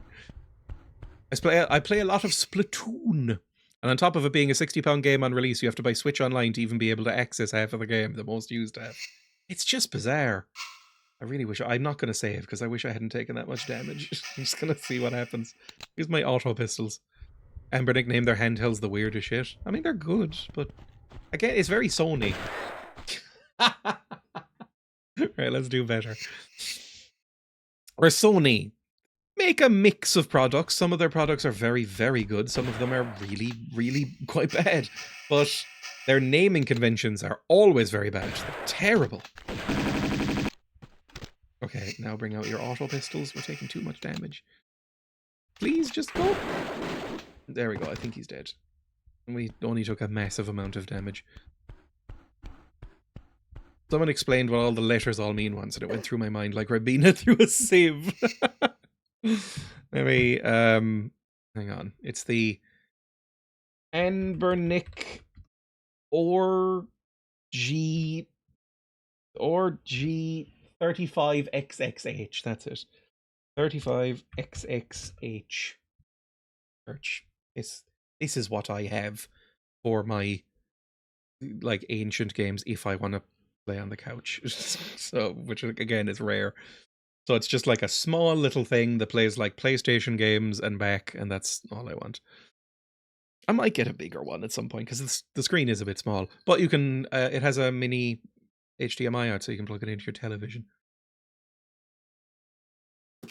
At which point it's just like, I don't know, what is it, like 720p PlayStation 1 games? It's fine. I have the Cube Orgy 40XX. I hate these names so much. It's so bad. Hang on, it's disgusting. I love it. Oh, that's like a high profile one. Is that? I never had one of these. Is that like a PSP or a PS Vita? Is that what one of these are styled after? The PS Vita. Sorry. Square screen for old people aspect ratios. All it can play really is 4x3 games. Tech marketers must be tried for their crimes. The AMD CPU Ryzen AI 9 HX475. Fuck off. I mean, they were fine. Like it was like Ryzen 5, Ryzen 7, Ryzen 9 or whatever. Why is it getting more complicated? Very popular porn device. Why? What, the PSP or the PS Vita or this? I had to wipe a lot of them, the memory. Oh god, no. No. They're all porn devices. I love PSPs, I have a weird fixation about them. Is this a PSP? No. Is it a PS Vita? I gotta get one of them for my car. Yeah, it's kind of a PS Vita. People are fascinating. I don't know if people know what I'm referencing there, by the way. Hang on. House of Cards PS Vita. I believe this was just in the show. Weirdly. I've had the gain on the whole time. No wonder the game was so loud.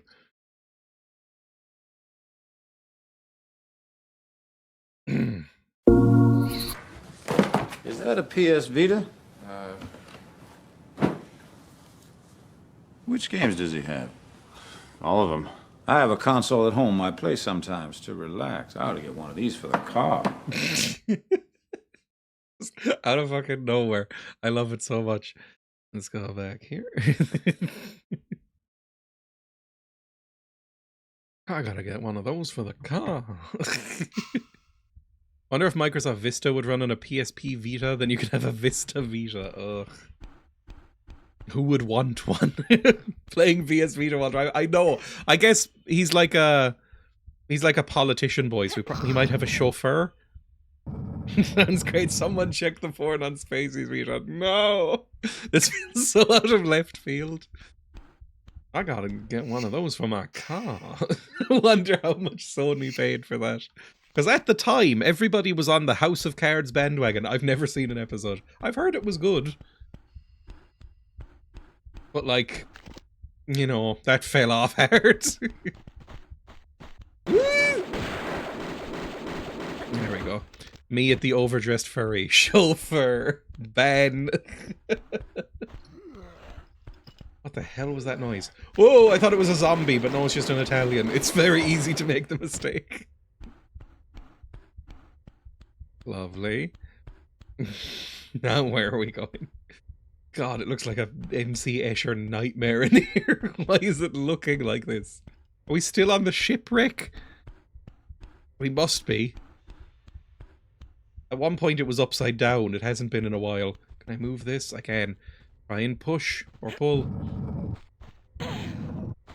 No charges have stuck, but he's now homeless.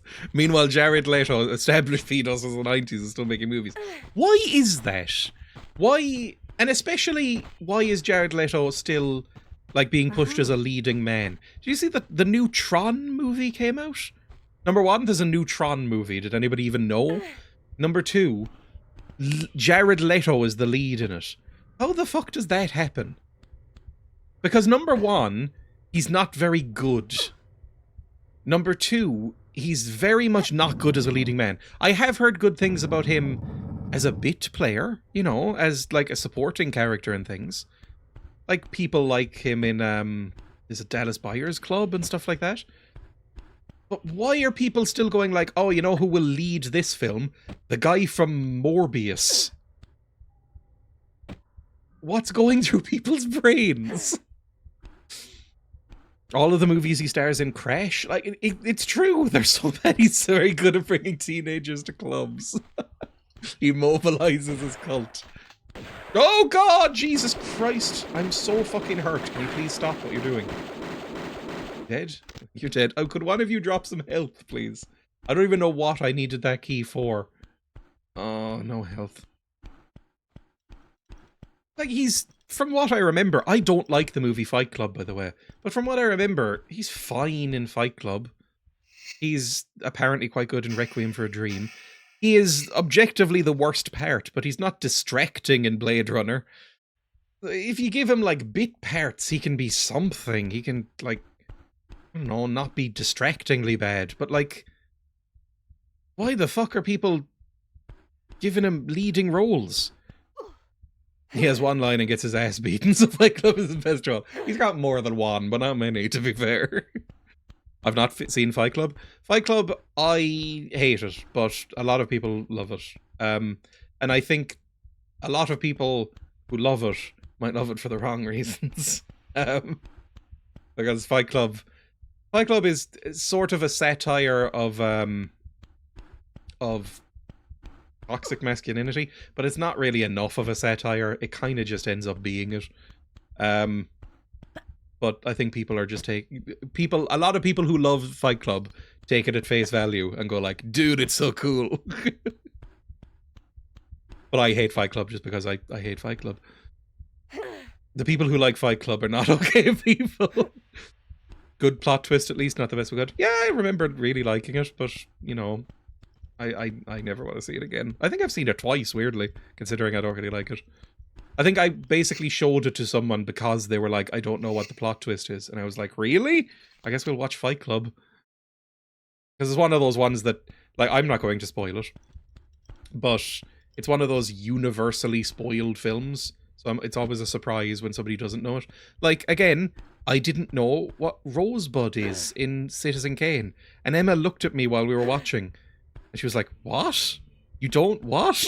You don't know the twist in Citizen Kane? I was like, no. Don't tell me. She was like, okay. Just never met anybody who doesn't. Now I do because I've seen it. But, you know, it's like, if you don't know the twist in Star Wars or something like that, I'm not going to tell you. Because I like that. Now, where was this key going? These chairs are hideous. This whole room is opulent to the point of disgusting.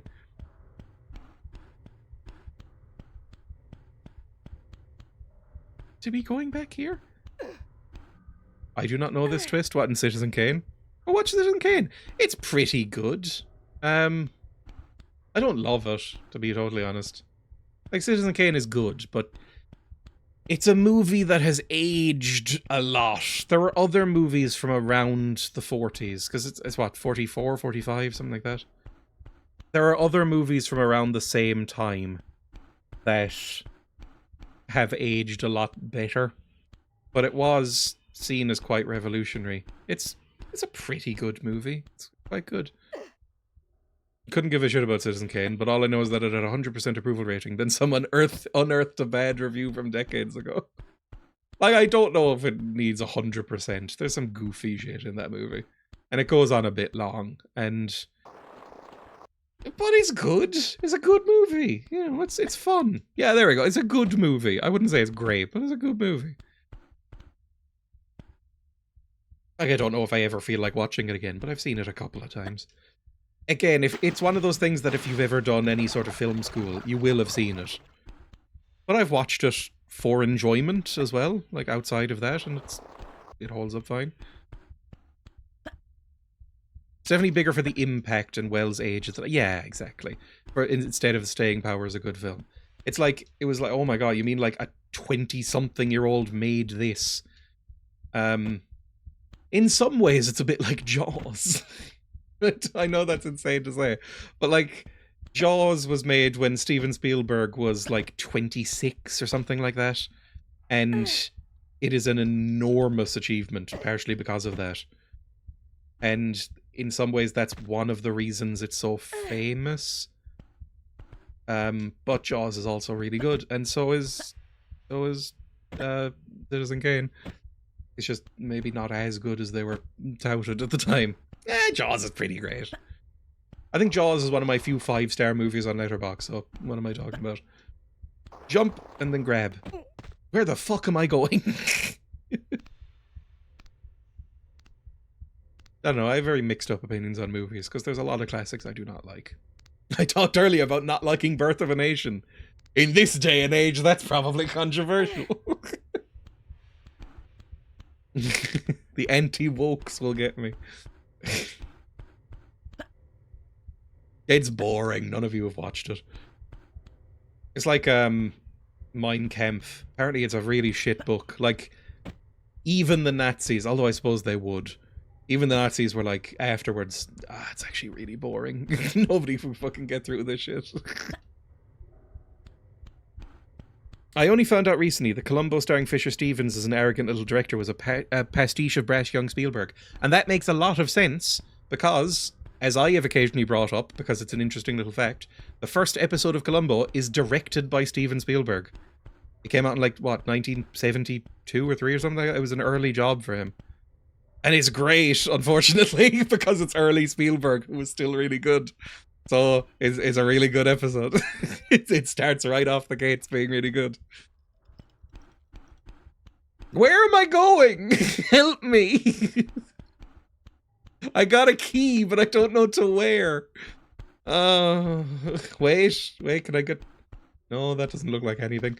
I can climb up this and do a jump, but... Like, there's a ramp here that feels like I might be able to do something. Maybe try and blow through these with my pistols. No, none of these windows blow. I really wish they would. Anything in new graphics that will reveal itself? I don't think so. It's very shiny, but it's not helpful. Look at those tracts of land. Do I hear something? Do I hear steppers? I might hear steppers. It's hard to tell. I might need to look up the video walkthrough again in a second. I really like Columbo, by the way. Columbo holds up. Not every episode, and as it goes on, much like Steven Spielberg's career, as it goes on, it gets worse and worse. But I really like Columbo.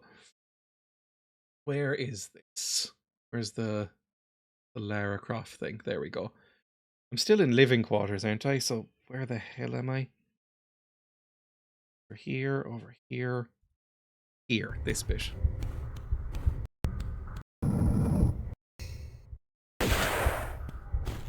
Yep, we've killed this man. It's so dingy in the remastered graphics. Now what do you do, Lara? Show me your secrets.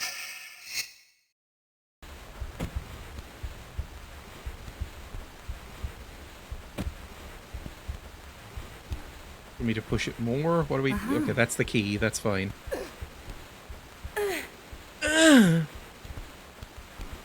Rests fully clipping through the box. Now what do you do? I love how even the walkthrough is like, occasionally just stops and looks around going, huh.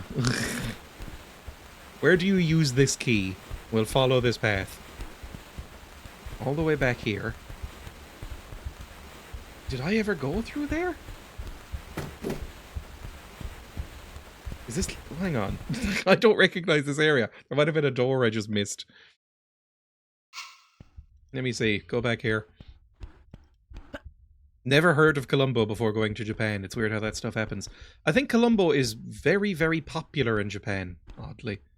Ah, it's blocked off here. I'll have to pull this back and then go the other way. I understand. Like I'll have to jump off a ledge or something. Well, I think there is a series of movies or a TV show where they basically just remade Columbo and called it like Japanese Columbo. Yeah, don't they have a Columbo statue somewhere? It's like a guy who refers to Columbo and like takes after Columbo. Yippee! It's all coming up, Lara, I guess. I'm so low on health. There's one in Romania? That's so specific. Oh! Don't hit me with the pipe. Please don't hit me with the pipe. Fuck me, he hit me with a pipe. Please give me help. I desperately need help. All coming up, Lumbo. Columbo's one of those shows that went on far, far too long. Like, do you know the last episode of Columbo? And after a while, they started doing them like every few years as specials. But there was a Columbo episode from 2003. The last Columbo one. 2003. I believe he goes to a nightclub in it. And it's all filmed on digital instead of film. And it just looks so weird. Like, it's just completely out of place. It really went on far too long. And it's not good either. Don't watch it. You'll die, right? Oh, just about. Anyone else? I hear steppers. I should bring out my better guns. Never saw Columbo, is worth to watch. I love a lot of episodes of Columbo. Like, I think it's genuinely some of the best TV ever made. Not all of them, though. Like, I would suggest... I think what Emma and I did, we did this with Twilight Zone as well, when we watched the original Twilight Zone. We basically just Googled a list of, like, best Columbo episodes. Like, what are the episodes that people like the most, or, like, the highest rated? And we basically watched through a lot of those. Until it got to a point where we were like, it's shit now, and then stopped. Really good. I think, are you holding a baby? No, that's a shotgun! But anyway, like, the first episode is really, really good, the Spielberg directed one. My favourite one is the one with John Cassavetes, where he plays a concert pianist. It is fucking incredible. With Gwyneth Paltrow's mum as well. It's a really, really excellent episode. And John Cassavetes is so good. The thing about Columbo is that it actually had real actors in it, which was not that common for television at the time, I feel. Where, because Peter Falk was an actual, like, Hollywood and, like, critical darling indie film actor, he was able to get... his involvement, I think, led to a lot of, like, actual filmmakers and actors being guest directors and guest actors on the show. So you'd get people like John Cassavetes and so many people. Yeah, there's a young Martin Sheen in one. Spielberg directed one. Donald Pleasance shows up. Like, just real actors who really elevate the thing.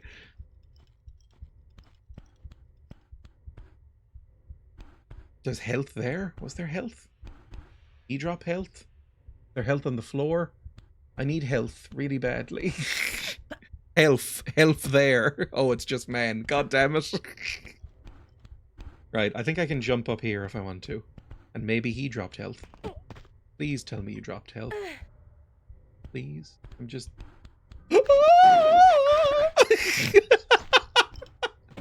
I don't really like the noise I made. Billy Connolly is in one, yes. Although I wouldn't call Billy Connolly an amazing actor. I like Billy Connolly, and I like when he shows up in things.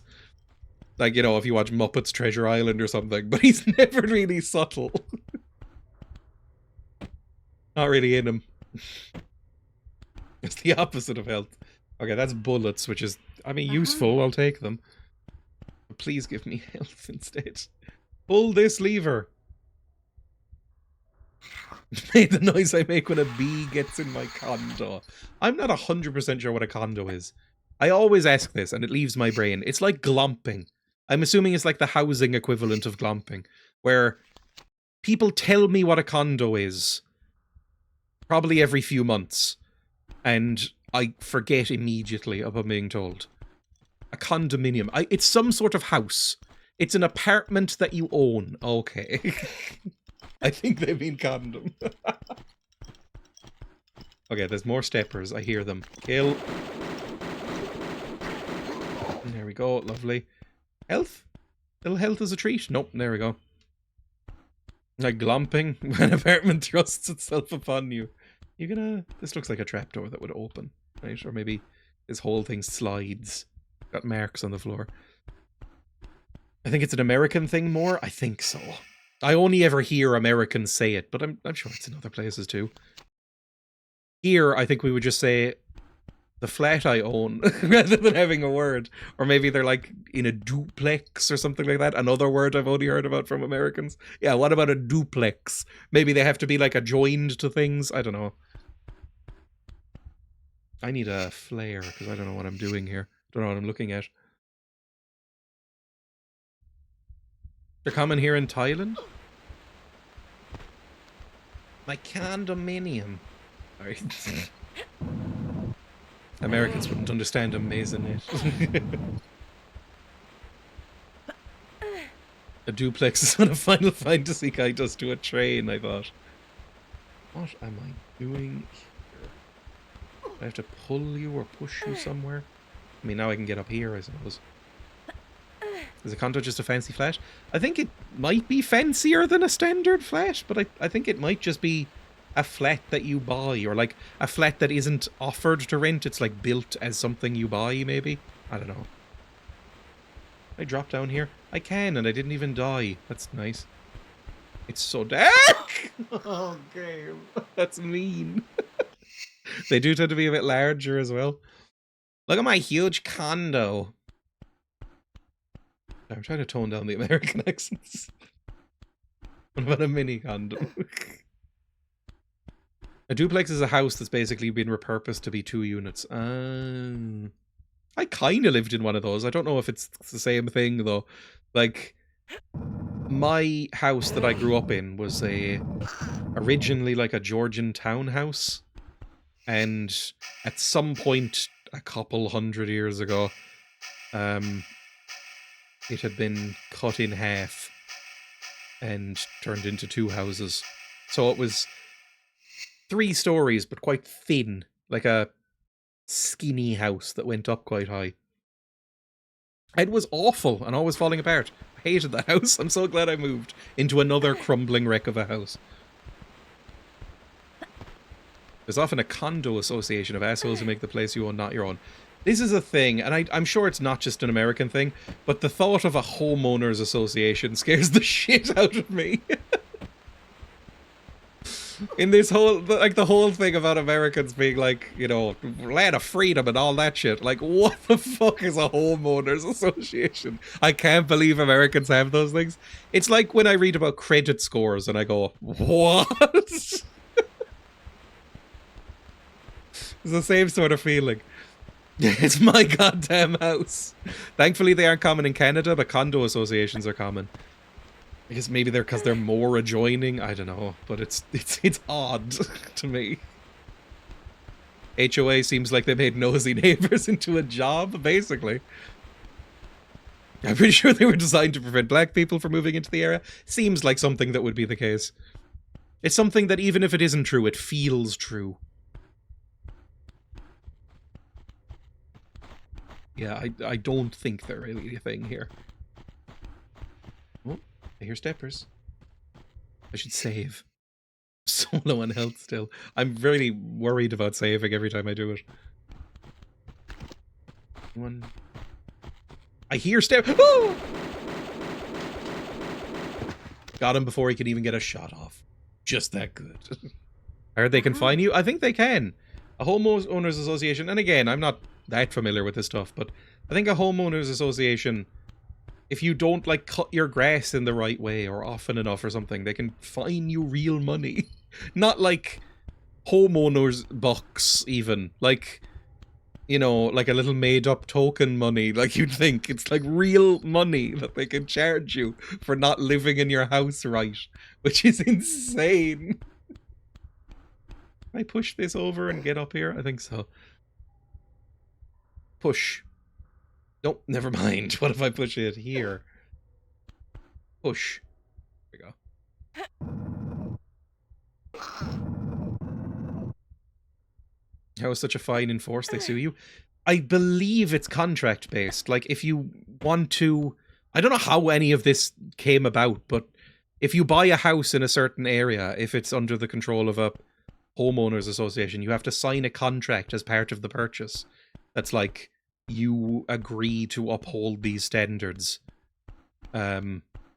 And if you don't, you'll be fined or like taken to court or whatever. You know, interesting stuff. For not upkeeping a house to consensus. Exactly. If you fuck up, you break contract. That's astounding. Yeah. So it's like, you let your peonies get too bushy. I'm fining you under the contract abuses section. You know, that kind of thing.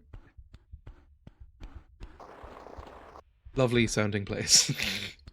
Where exactly was I going? I vaguely remember where I was going, but not 100%. Like I recognized what was now flooded or whatever. But was it all the way back here?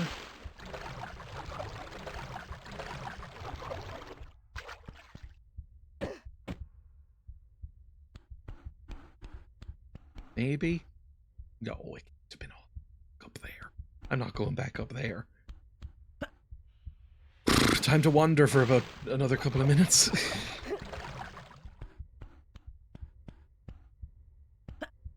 I mean, I'd be fucked if I was in a homeowner situation because I don't take that great care of my house or my garden.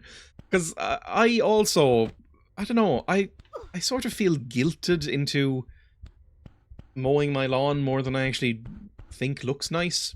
Because my dad's a little bit like one of those people where, like, you know, he thinks that you should keep everything incredibly neat and pristine and clean and stuff like that. Whereas I like it when the garden is a little bit scruffier and has wildflowers and maybe ivy running up the walls and stuff like that. I think it looks a bit nicer. But when anybody comes over, like if my parents come over, I'm always like, oh, time to destroy my garden for a month. Like, oh, there's so much like nice clover and like little wildflowers and daisies and stuff in there. Time to chop them all down. Bush shame. In my country, those kind of things do happen in gated neighborhoods, but those are for the ultra-rich. Oh yeah, I've never lived in a gated community because I am not that kind of person. Where the fuck am I going? Oh god. Hang on. No wildflowers, only uniform same grass from outside the country. This is like the thing. Also, my guinea pig loves clover. So it's like, you know, this is what flooded, I'm dumb. Guinea pigs really like shamrock, so they like eating that sort of thing. I've never lived in a gated community because I am brown. Oh, we won! Holy shit! Again, sometimes it's so random. There's no real transition. You just walk through a certain area and you're like, oh, you're done, I guess. I think my accuracy is getting better. 490 shots, 420 hit. That's pretty good. Oh, I hate that aesthetic, rows and rows of the same houses. Yeah, like I live in basically what a cottage, but it is in like this old-timey row of, you know, old houses on a hill. So everything looks a bit different, which is nice. And everybody's got a garden. Again, I hate where I live, and my house is falling apart at the seams. There's always something fucked about it that I have to fix. But I'm missing one of my steps. My stairs, my set of stairs that leads up to the one room that they can fit in the upstairs part of my house is missing a step. I don't really know what to do about that. Like, I'll have to replace the stairs at some point, but that sounds expensive. So at the moment, I just live without a step. I lived in a gated community in Florida for a while and I saw 0 black people. It was insane. Like, I noticed a mysterious leak in my kitchen the other day. And then it just stopped, which is even scarier. Because, like, I don't know where the fuck that came from, and it hasn't happened again. But I came home to a big puddle in my kitchen, and, like, one of the walls was wet. And I was like, fuck, something's burst. Like, there's a pipe that's leaking in the ceiling or something. It was not Canvas. It has been in the past. But then it just stopped, and it just went, oh, it's gone now, and it hasn't been a problem yet. And I'm like, that's scary, because I don't know what the fuck is happening to the walls now. Like, there could be a lot of water somewhere in there. When I hear cottage, my brain goes to the homes the hobbits have. Is there going to be a cutscene if I press A? Or are we just straight back into the game? We're straight back into the game. So it's all been one long level, which is interesting. Oh, it's very dark and big in here. Am I on the top of the boat now? This looks like a viewing deck. Oh God in heaven, is that a flamethrower? Jesus Christ! And luckily the range doesn't seem that good, but I am getting lit on fire by a flamethrower, and I don't have any health. Oh, for God's sake, game. Oh, HOA, you mean Suburban Mafia. When did I last save? Roll? Is that a thing? I know that people yell stop, drop, and roll at you if you get on fire, but is that real? Do I have the key I need? What did I even need? I don't know where I am right now. Oh, God! This is going really well. I want to at least get back to where I just was, I suppose. It's just like literally right here, I think.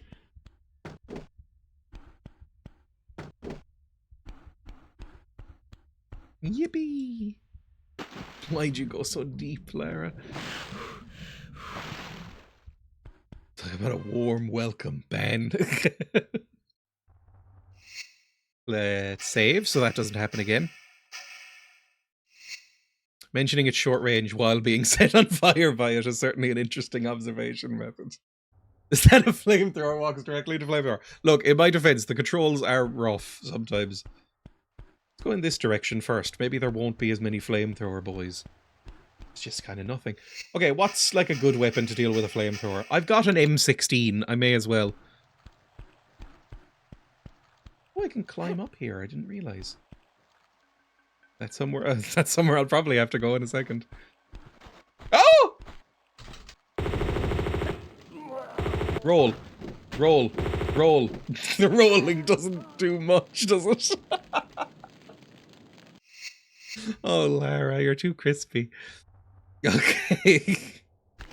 Bring out your M16 and just be proactive. Walk out here and go, hey boys, who's ready for some lead? I don't really know how to do quips. There we go. Now fuck the other guy up as well. He's just got a pipe. He's nothing. I love how she rattles when she fires. And there's a health kit. The game is so kind. Wonderful. My across the street neighbor uses his leaf blower 3 to 6 times a day. I've never seen a leaf blower. I don't know. It's probably just because of where I live. There's not. I think I've got evergreen trees in my garden, so it's not really a problem. But I've never seen or heard a leaf blower. Maybe they're just not a thing here. They sound annoying. When I was a kid playing these games, I thought I was bad at them, but then as I grew up, I found out the controls were just terrible. They are. I'm playing with the modern controls here that are present in the remastered version. You can switch back and forth as you like, along with the graphics. But they both are bad. Both are really miserable. I mean, less miserable than the last YouTube game I played, but not fun either. Whee! Leaf blowers seem pointless. It should suck the leaves. I think it's meant to be like a reverse rake where you sort of blow them into a pile, but I don't know. Whenever a bunny farts a leaf onto his walkway, he breaks the dang thing out. You actually said darn thing, which is so North American. It makes me feel like I'm in an alternate reality. Like I didn't realize people actually said darn. Not that you shouldn't. It's just interesting. Like, I don't think a leaf blower is meant to work like a Hoover, for instance. What is that? Is that a nuclear bomb? What did I just pick up? What in the world was that? I have no idea. Is it up? Is it down? Is it to the side? I don't know what I just picked up. Maybe they were flares. I'll assume they were flares. I might use... No, I don't need the health. That's fine. Gosh darn it. Sure, you just blow the leaves onto your neighbor's property. I mean, I imagine I'd have fun using one. Much like a flamethrower. I'm sure I'd have fun for 15 minutes. I'd probably get bored pretty quickly, though. It's like I have a strimmer, and I have a, like a hedge trimmer thing. You know, the things that are like a shit chainsaw where it just goes like... and you trim like trees and hedges, because I've got a lot of trees. In my tiny garden, it's like ringed by trees. But those are fun to use for about 15 minutes, and then you get sick of them. So I imagine it would be the same thing. Can I jump across here? It's a big jump. It's a very big jump. I think I might have to jump into the water. It's looking very pretty around here. There's broken glass, which makes it look less pretty. Like, I could survive that drop. But I don't know if I want to. We were talking about prolapses at the start of the stream. Now my message about a leaf sucker gets auto-modded. They probably thought you were talking about some sort of, like, horrible Pokemon pornography or something. Dreya pilled auto-mod. Probably because somebody manually went in, maybe me, maybe one of the mods, went in and anally, went in and manually added prolapse to the allowed list of words. I'm not saying I disapprove. Oh!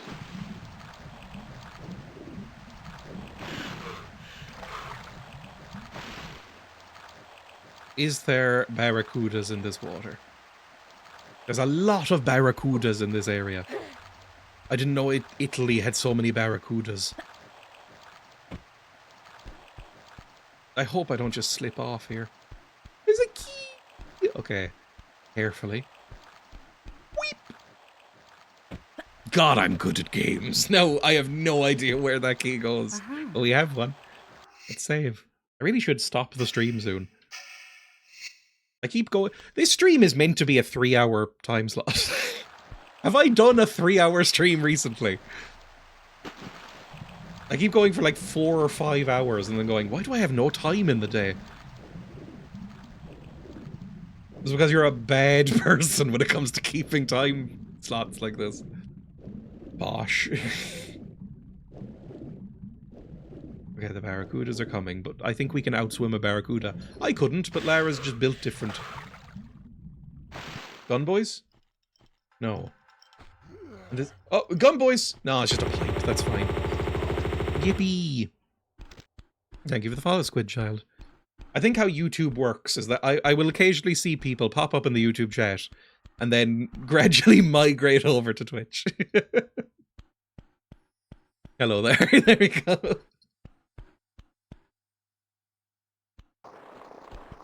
Is it a conscious thing or is it genuinely enjoy it? I basically just lose track of time and go, oh, I may as well keep it. Or like I'll look down and it'll be like, you know, 3 hours and I'll go, ah, that's fine. Like, you know, an extra half an hour won't be anything.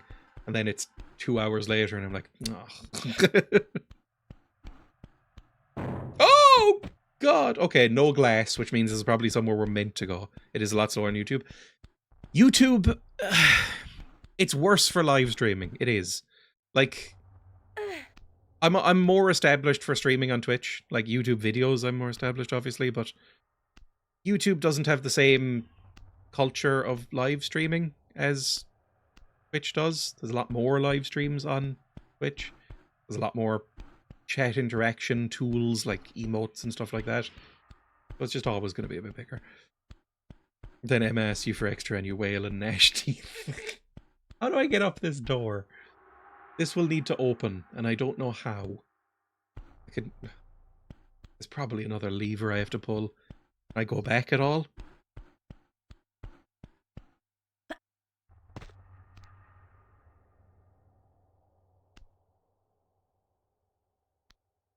I was trying to contribute to the lawn, what we call it in Minnesota, USA, garden, and I was getting lost in the shuffle. I only recently learned that that was a thing, that the Americans don't call things a garden. Like, they'll just say backyard or the lawn. Which just feels like doing a disservice to the thing you have by your house, right?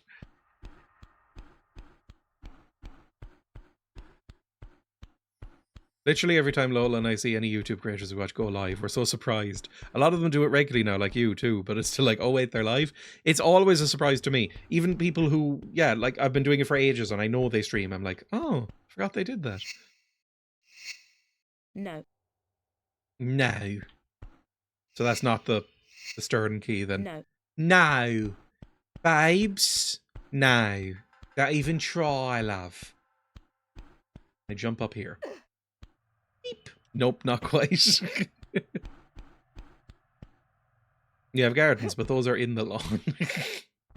Like, I think it's like, if it's not like a specific like rose garden or something like that, or like a patch with flowers, it's not a garden.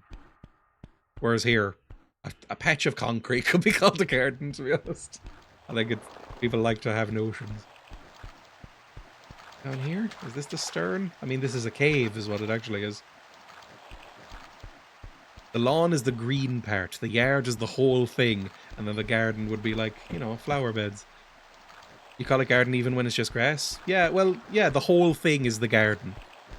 Like, the thing that you go out in is the garden instead of being the yard. I'm not being funny, but that's not the raw key, is it, babes? Oh, a lot of jumping around and backflipping. Like I would say, I'm going into my garden. The Americans sure like our words. I mean, I said in the latest YouTube video, there's Americanisms that, I didn't say this bit, but there are Americanisms that work and are fine. Like, I try not to use Americanisms just because of cultural hegemony, essentially. Like, Americans sort of foist their culture onto the rest of the world, and it's been like that since the 50s. And so I try to push back against a lot of Americanisms, but there's nothing inherently wrong with them if you use them. There's another account I follow. She's relatively small, Memoria on YouTube. I also recently have followed Memoria on YouTube. She goes lives, but it's always close to like midnight, 1 a.m. for us. I believe she is an American, like a Californian or something. Okay, so a lot of YouTuber lives, it can be really America-centric. I downloaded Twitch for you, Dreya. I was never like this. I love Memoria. I watched her video on Barbie games and went, oh god, I completely forgot I've played some of these on Twitch.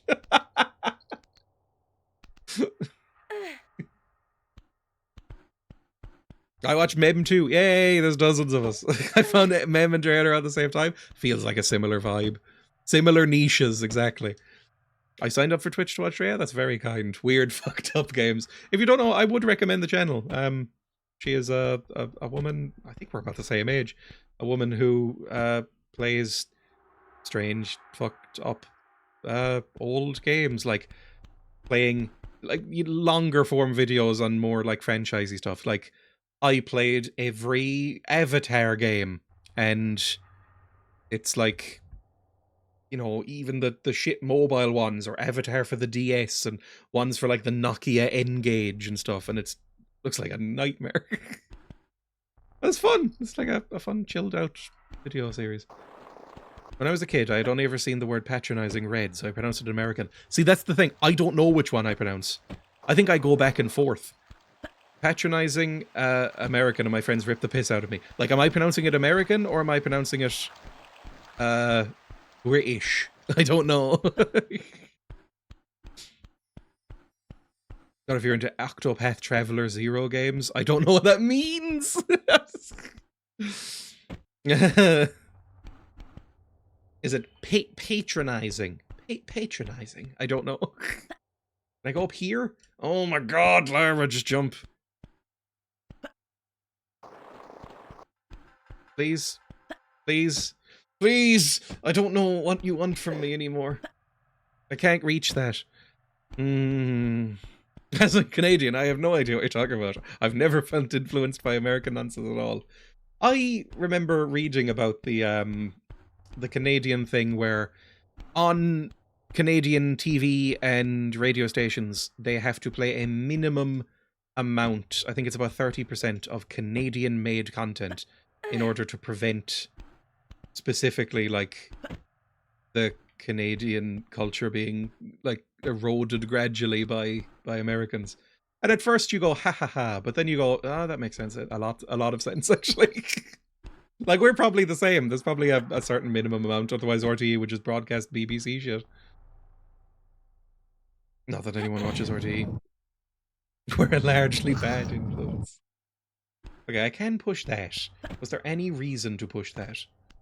Did that do anything for me?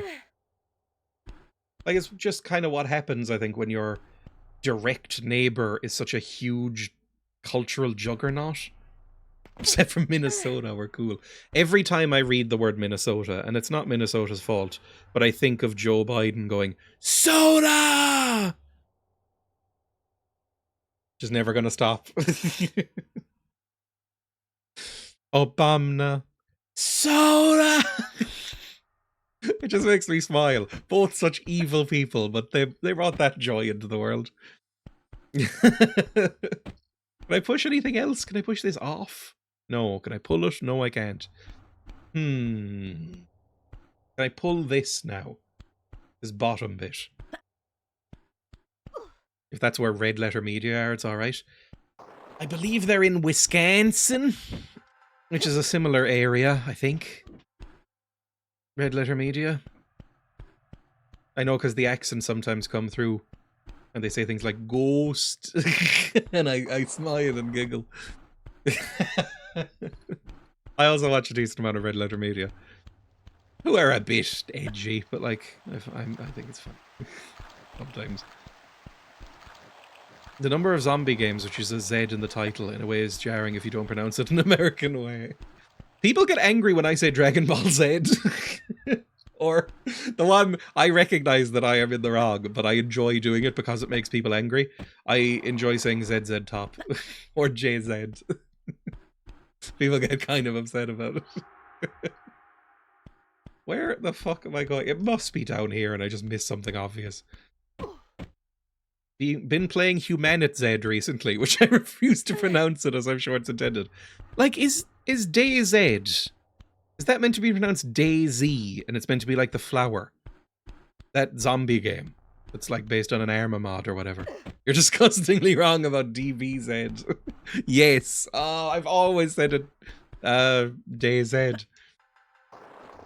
How does one get up here? There must be something I'm missing that's so obvious. My hottest take about Dragon Ball Z is that it's ugly as sin. And I know people are really angry whenever I say that.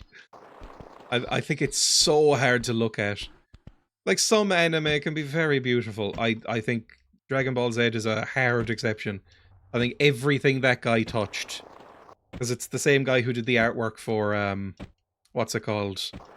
Chrono Trigger? And that was fucking ugly as sin as well. That, like, manual art was so hard to look at. The cover was so bad. I just think everything that artist touches is not good. Z is an Americanism I'll defend. It's the better, sexier one. I'm fuming. Have any opinion you want, but Z is filth.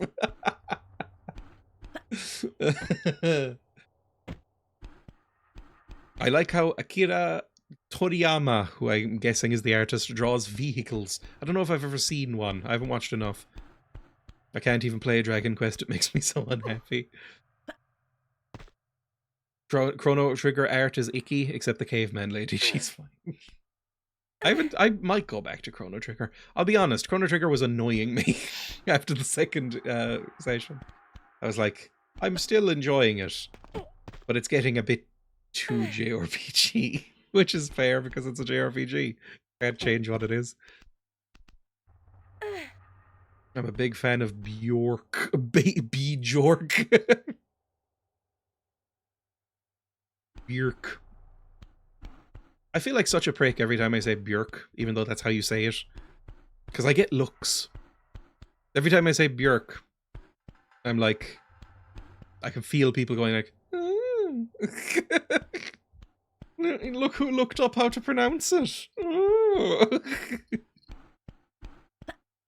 I'm like, it just feels polite. I'm sorry.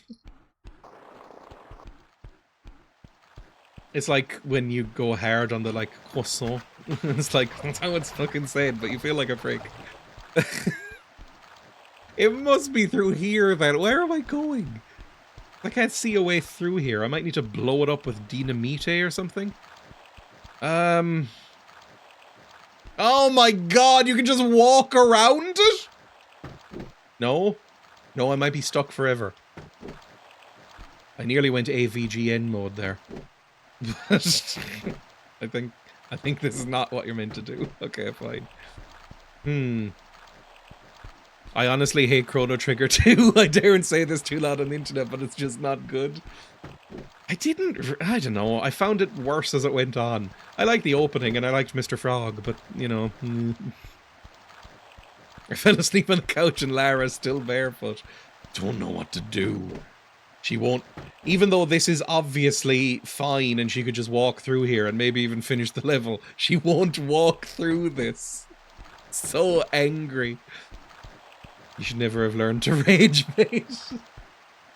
It's shocking how many of my opinions are real.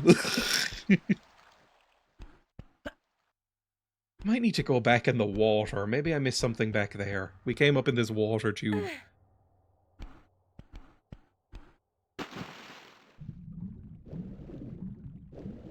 Down here. Oh, but this is full of barracudas. I don't like the barracudas.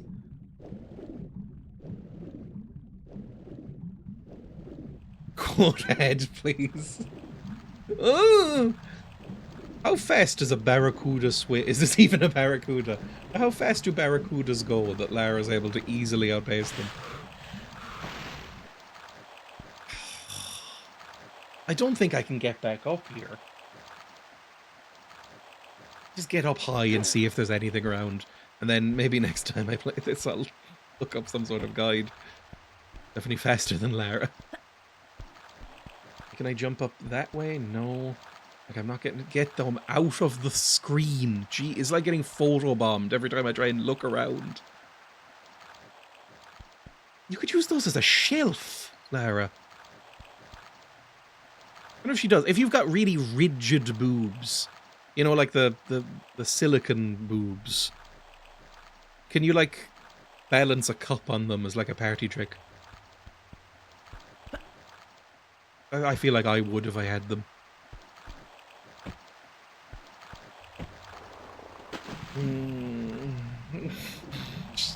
Jesus Christ. Am I going the right direction? Is this openable? Where I just was? Is new? No. Was there another place to swim through there? Hang on. Bear's never seen the cup trick before. I've seen something like that involving a monster can. I'm on different parts of the internet, people. I don't know what this is referring to.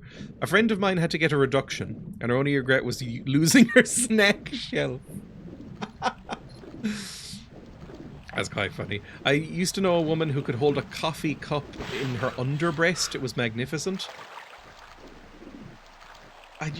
When they're that big, though, like, that's got to be outweighed by the negatives. Unless you're really into huge boobs. Like, if you're really into huge boobs, do you look down at yours and go like, good stuff? My back hurts just thinking about it. Exactly. That it'd be like strapping a backpack to your face. Awful. Not cup, table. Much more impressive. A whole table. Oh, a table in her underbreast. There's the kombucha face again. Oh, I don't know where to go, by the way. I have no idea what I'm missing. Must be something to do with this fucking box, right? Maybe I can get up here? Hang on. If I jump from this box, can I reach a new area that's over there? Like this no, there's no way I'm making it up that ledge on this box. There's just no way. Most I've met don't love them due to impending back pain. My wife had a reduction. I think it's fairly common if you've got, you know, big naturals. I have a hint if you want. Yes, please.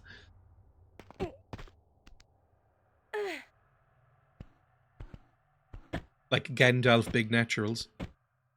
It's a box pushing puzzle. Okay. If I can... Okay, hang on. If I pull this one and then push it back the other way. Reductions are so hard to get medically approved to, despite the literal crushing need. Really? What fucked up excuse do they give? Your future husband might want big naturals. Have you thought about that? Did you even think?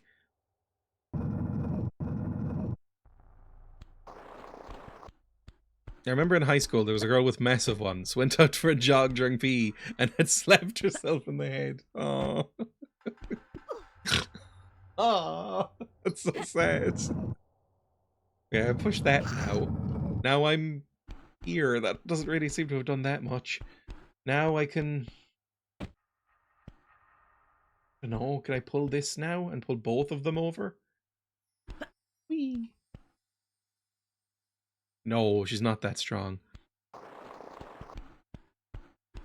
My wife had to get back x-rays before they let her, and some other tests before insurance gave the green light. Oh, insurance is fucked, I'm sorry. As somebody who does not have health insurance, sounds like a nightmare. Now, I probably should have health insurance because the public healthcare service here is infamously really, really bad. What do I do? It's a box pulling puzzle. How do I...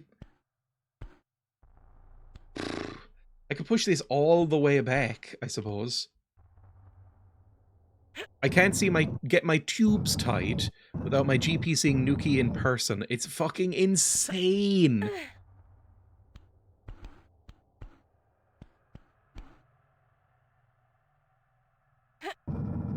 It's like, yes, but this fictional baby is more important than you, I've decided. But what? How? Shut up. That's why.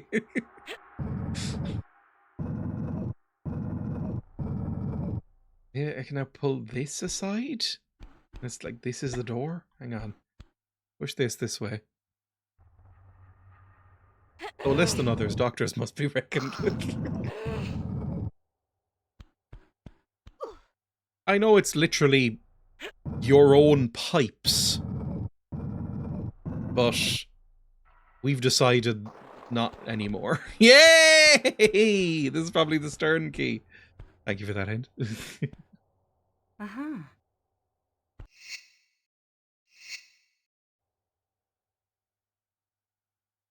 If you wanted rights, you shouldn't have decided to have a vagina. And what do I do now? I don't even know which key I just used. I wasn't paying attention. Into the water. I'm sure it won't be full of barracudas or eels. They're never full of barracudas and eels. It's so dark. What is... That looks like something pushable. It's so dark. Hang on, I need a flare or something. Oh.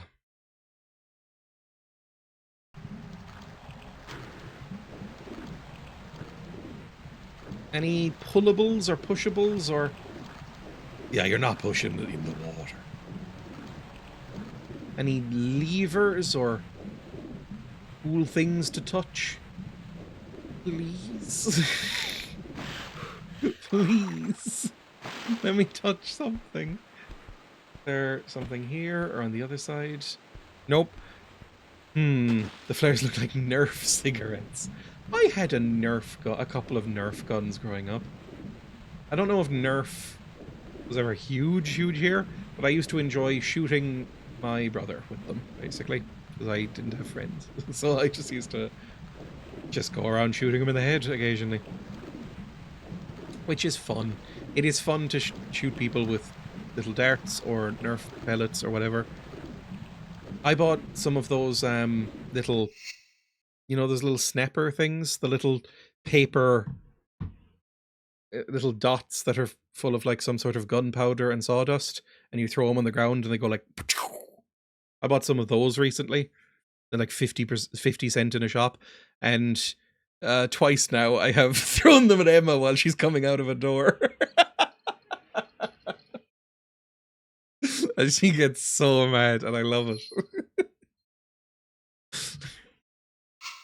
It looks like a block we could push if water was lowered. It does, which means I have Dreya. Oh my god. They're so fun. Because they don't do anything, they just make a loud noise. You beast, you rascal. I'm gonna need to lower the water here, so I need to find some sort of valve. That's fine. Go back up, I suppose. Getting down here is gonna be a bit rough. I don't know if people know what I mean by this, by the way. Hang on. They probably do. These are probably a universal thing. I believe they're called, like... The box is called, like, party snappers or something like that. Yeah, these things. Yeah, these are fun. You know, they're like little tiny paper bags that look a little bit like, I don't know, a tiny Shrew's tampon, and then you throw them down on the ground and then they explode in like a quick little bang. And it's very, very funny to throw them at people who aren't expecting it. So just, I don't know, if, for instance, you see somebody leaving a kitchen and they're like, you know, turning and closing the door behind them, you throw it at their feet and it explodes and you go, ee! Which is very funny. We used to bundle up a bunch of them and drop rocks on them. That rocks. That's great. A boy at my high school used to do this to girls, so I made him eat 3. That's probably just what he was looking for. Like, Emma will frequently say that I act sometimes like if we were in school together, I'd be like pulling her pigtails and running away. And probably. Those were sort of fairs here, so it was fun to run around town with them as a kid. You occasionally see people. Basically what happened was a teen, like a young teen, like a 12 or 13-year-old, threw one near Emma from a car recently. And I went, oh, I should buy them. So I found one in a shop. As Emma was like, that fucker. And I was like, yeah, that's awful. And then went, I should see if some of those are sold around here. So where would I find a valve to lower the water, do we think? Like when I had on my fingers, I used to pop those in my hands. Oh, God. I've never been up close to an actual firework. I think I'd be too frightened of them because, you know, they're explosives. I think I would just leave them alone and be a coward about it. Please give me a valve or something. It must be somewhere around here because I meant to do this first. In Poland, we call them diabelki, little devils, and they're still really popular. I kind of associate them with the 2000s, but that's because I was a child in the 2000s. And so I'm going to do that. We still can't get in here because this isn't open. But this might be some sort of valve. Ugh. Those glowy bits are a lot bigger when they explode next to you. My sister almost lost an eye to one. I mean, I've told this story before. Back when I was a horrible, horrible child, I would have been like, let's say 8. Horrible, horrible little freak child. I once made a bow and arrow at my grandparents' house and was trying to frighten my younger brother by shooting an arrow at him and then misaimed and shot him along the side of his face while he was walking away from me or running away. So it went like that. And really, if he had turned around at the wrong moment, he would have been eyeless. So I got in quite a lot of trouble for that. You're never horrible to anyone. When I was a kid, really up until the age of like, I mean, if we're being serious, probably about 20. But up until the age of like 8, 9, 10, I was a fucking nightmare. I would have thrown me in the sea if I had spawned me. Like, if I had to take care of myself as a child, that kid's getting murdered, sorry. That kid's getting Madeleine McCanned. Like, that kid's never been found. But, got better later, and then kind of, as an adult, have kind of mellowed out, I think. Dreya, so I fashioned this bow and arrow, right? Made it out of what? I mean, like, a stick from a tree, and some smaller sticks from a tree for the arrows, and some twine that my grandparents had in their house, I assume. Please make me go study. I want to hear about Cockmore. Stop bringing up Cockmore. I don't know why that image was made.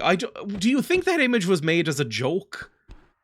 Or was it made as like a... Oh, yes. Please. I wish I could get cockvored by Sandy Cheeks. I was a menace before puberty. Then when it hit, I just got tired all the time. I never had a lot of the stereotypical things with puberty. I never really got acne.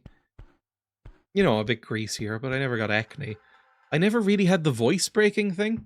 My voice, my brother had a lot of voice breaking. So like when his voice is deeper than mine. And so when he was going through puberty, there was a lot of like, hey guys, what are we all doing today? And I felt so sorry for him. I felt so bad. I was like, no, that's awkward. You can't ever sound cool if that's happening. Like the squeaky voiced teen in The Simpsons. Then it was fine with me. Like when I went through puberty, it was just a very gradual transition down into this. And then over the course of a couple of years that I didn't even notice. It's fine. Look who had the smooth puberty. I had boils on my ass when I had puberty. Apparently it runs in the family. That's incredibly grim. I got weirdly lucky on the voice change, considering I went from Mickey Mouse to Barry White. I don't think my voice is particularly deep, but it's deeper than it was. Now you have a smooth, happy voice that's easy to listen to. I'm coming to terms with my own voice. Please, open a thing. Oh, God. Any more hints from people in chat? Like, what do I do? I was violently angry during puberty. I think a lot are. I used to hiss at people because I wanted anyone away from me. I go very high when surprised. Emma does as well. I go very high-pitched when I see a little animal, like a little lump creature. Like if I see a rat, I go very high-pitched. My friend just started sounding like he was smoking a pack a day. Occasionally you'll see a teen who looks 40 and talks like an old smoker. And it's like, what happened there? How'd that come about? Please just... I feel like I should be able to get up there. Yep. Like, that looks doable. Maybe, hang on. If I can jump up this. We know. I can jump up here. And then maybe shimmy? No, that doesn't look shimmyable, does it? That doesn't look like somewhere I can go. I was a debate nerd in high school. Very American. And I was very obnoxious. I brought up Nietzsche for no reason, etc. That's a very specific type of teen. In one of the holes in the hull, I think, there's a lever or so to lower the water. I'm unsure. Did I ever get another key for this? Hang on, I don't think so. No. No. There wasn't any lever or something in the water to pull? I don't think so. At least I missed it if there was. Hang on, let's go back in for a second. Whee! Let's bring out a thing as well, a flare. I would love it if it was literally right here. Now vibes. Any levers? No. Vibes now. Nothing here. Nothing here. Nothing here. Right, so it's somewhere else. I feel like you've been in this tetanus boat forever. I had time to cook a meal and eat it. The last 15 levels have been tetanus boat. Like, it keeps bringing me to a new level, but it looks exactly the same and has the same enemies as the previous level. So I don't know why they're bothering to delineate it. I guess so people don't get frustrated at a 16-hour level. And there was nothing I could do in this. I mean, this is obviously something we need to do eventually. Climb up this tube. Here. I remember using the CB radio in my 4x4 to overtake a truck a few months ago. Everyone said to me, shut the fuck up, you 20-year-old cunt. I am 33. Emma gets that sometimes, because Emma's got quite a high-pitched voice. So people go like, are you 12?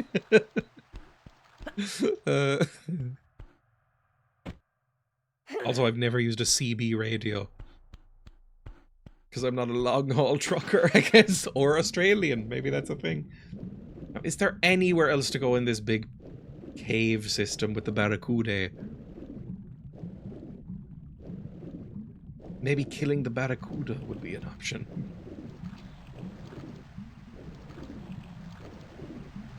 Anything to pull along here?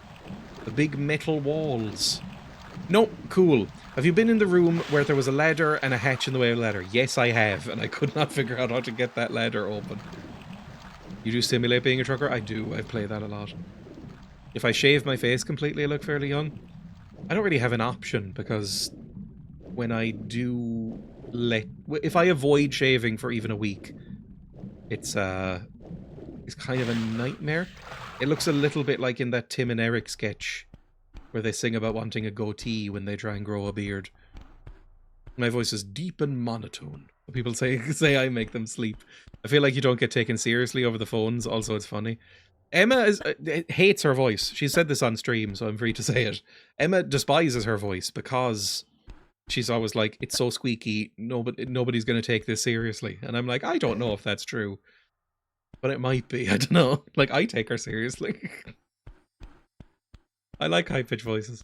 I remember laughing at someone screaming at me in an online game once because he had a squeaky voice. Someone who claimed to be a Marine. It did not help him calm him down. How do I get this open? Do I just, like, do this for, like, 15 or 16 minutes? Oh... Working overtime. I think everyone hates their own voices. There is an element of that. I could not imagine you with a wizard's beard. You know who Emma's voice kind of reminds me of? No. I can't grow a beard. Like, it grows entirely on the neck and is disgusting. Really horrible. And it makes me feel awful. Like, I hate having it. One of the chickens from Chicken Run, Babs, I think. If Emma ever hears you say that, she will find you and kill you with a blade. She really likes the movie Chicken Run, but hates Babs. And constantly makes fun of how Babs speaks. No, it's accurate. We could never speak of it again. Yes. Yeah. Sometimes she'll say, I don't sound like Babs, do I? And I'll just go quiet. Emma's been studying the blade, has she? What can I do here? I'm telling Emma. Hang on.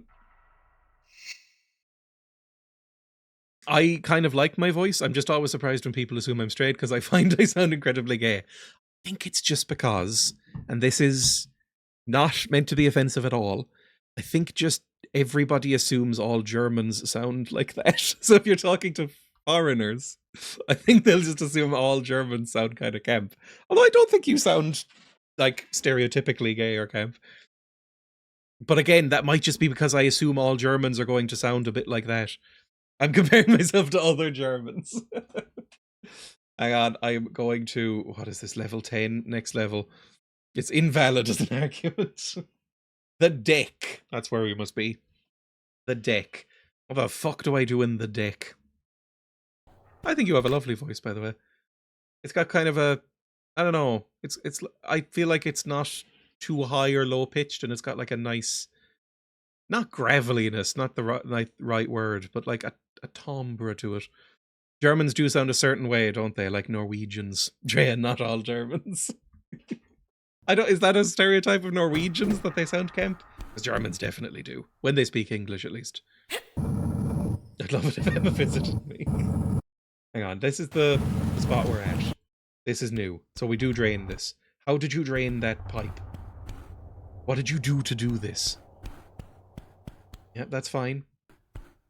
That's when it's drained, so we're back here. Oh, what the fuck is that? Where the hell is this? Oh, okay, we need to undo that hatch. So how do we do the hatch? Yep, that's a man. That's fine. How do we get that hatch unlocked? Go back a little bit. You swim? Swim? There's a lever under there. There is a lever under there. It's just in the shadows. Oh. Okay.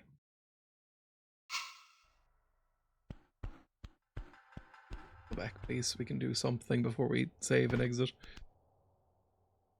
The retro game experience. Holy crap, there was a lever. I checked so many walls in that fucking area. This is the thing, if I wasn't streaming, I would be butting my head against these walls for another hour, probably, till I found that.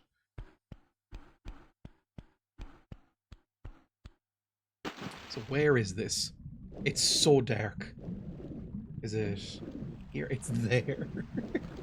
We swam past this so many times. Pull that lever. Oh, wonderful. Pixel hunting in a non-adventure game. Have you seen all the Stranger Things fans developing psychosis? Is this the thing where I've seen some news about how they're convinced that there's like a secret extra episode that hasn't aired that will somehow like fix what is allegedly a fairly mediocre experience. But I think what they've forgotten is that the entire show was a fairly mediocre experience. Right, jump down and in. Lovely stuff. And now we can start off the process of all these levers and tunnels. We have to, like, shimmy to the side here. Sneaky lever. I mean, I'm completely out of the Stranger Things thing. Like I said before when Emma was on the stream. I liked Series 1. I thought it was perfectly fine. I thought Series 2 was quite bad. I didn't like it very much.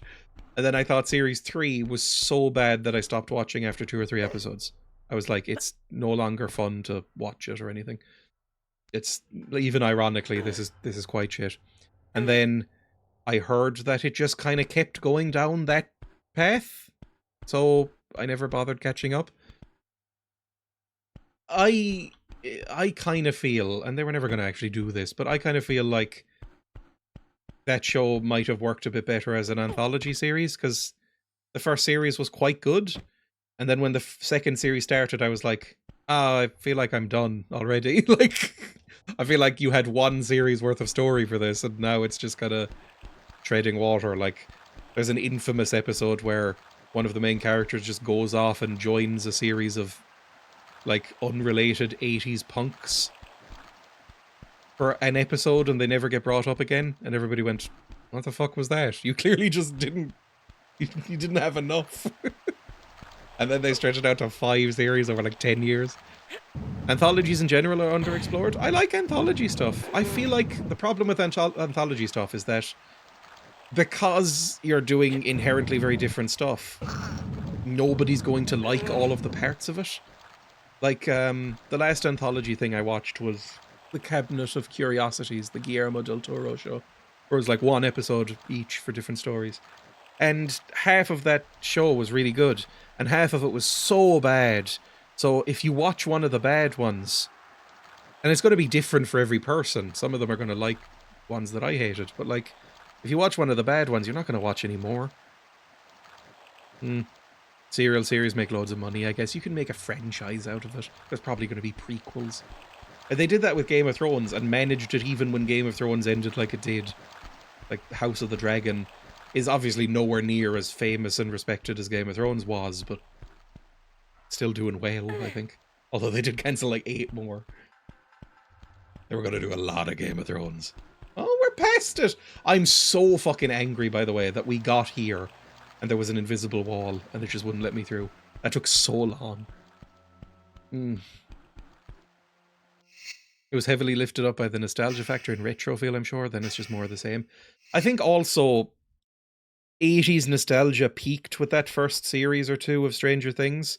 And then it started to wane finally. It's still hanging on for dear life, but it started to wane a little bit. And that can't have helped.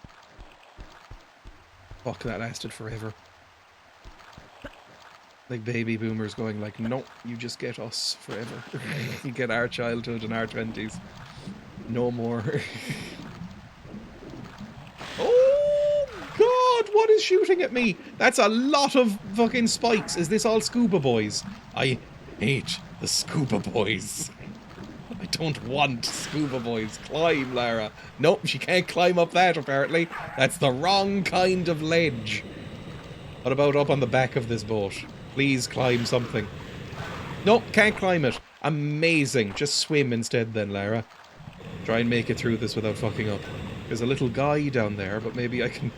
If I can get up on a ledge, I can just open fire on these guys with a rifle, and it'll be a lot easier.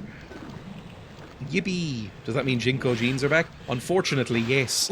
It's all 90s and Y2K now. Which is, let's be honest, even worse, because that shit sucked at the time. Terrible. Oh, thank you for the follow, Chipster. Let me bring out some sort of gun, please, and just kind of kill some people. Please kill someone. Oh, why are you going in the water? That's really what I didn't want to happen. Okay, lovely. Can you please shoot them? Okay, one's dead. Anyone else? You. Are you too far away? He can't really hit me either. Does he have infinite ammo, do we think? I think there was another one as well. You're firing very rapidly too, aren't you? If you're just gonna stand there, I'll just stand there. Oh, I went into H&M with a friend and had a horrifying deja vu experience. Are you gonna come over here? Or are you just gonna... you're not hitting me. You have to see that as well as I can. I, for one, am greatly enjoying the Y2K aesthetics coming back. I love belts. Very chunky belts. And crop tops. Crop tops are back in a big way, right? I mean, I don't mind crop tops. I would never wear one, but, you know, some people can pull them off. Do I have any of these left? I've got 4 harpoons left, man. Like, this is not good. Where is he? Where's this fucker? You. That didn't kill him. I'm so angry.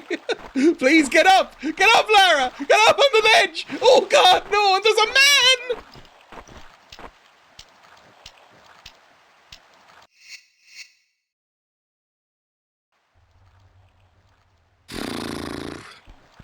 I don't like having a chilly tummy.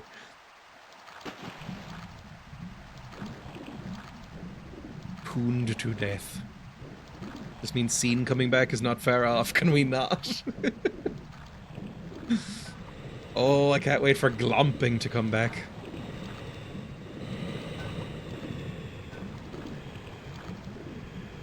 Go, go, go, go, go. Where's the ledge? Oh, it's so awkward in the water. You're so ungraceful, Lara. Get up here. Bring out whatever your biggest boy is.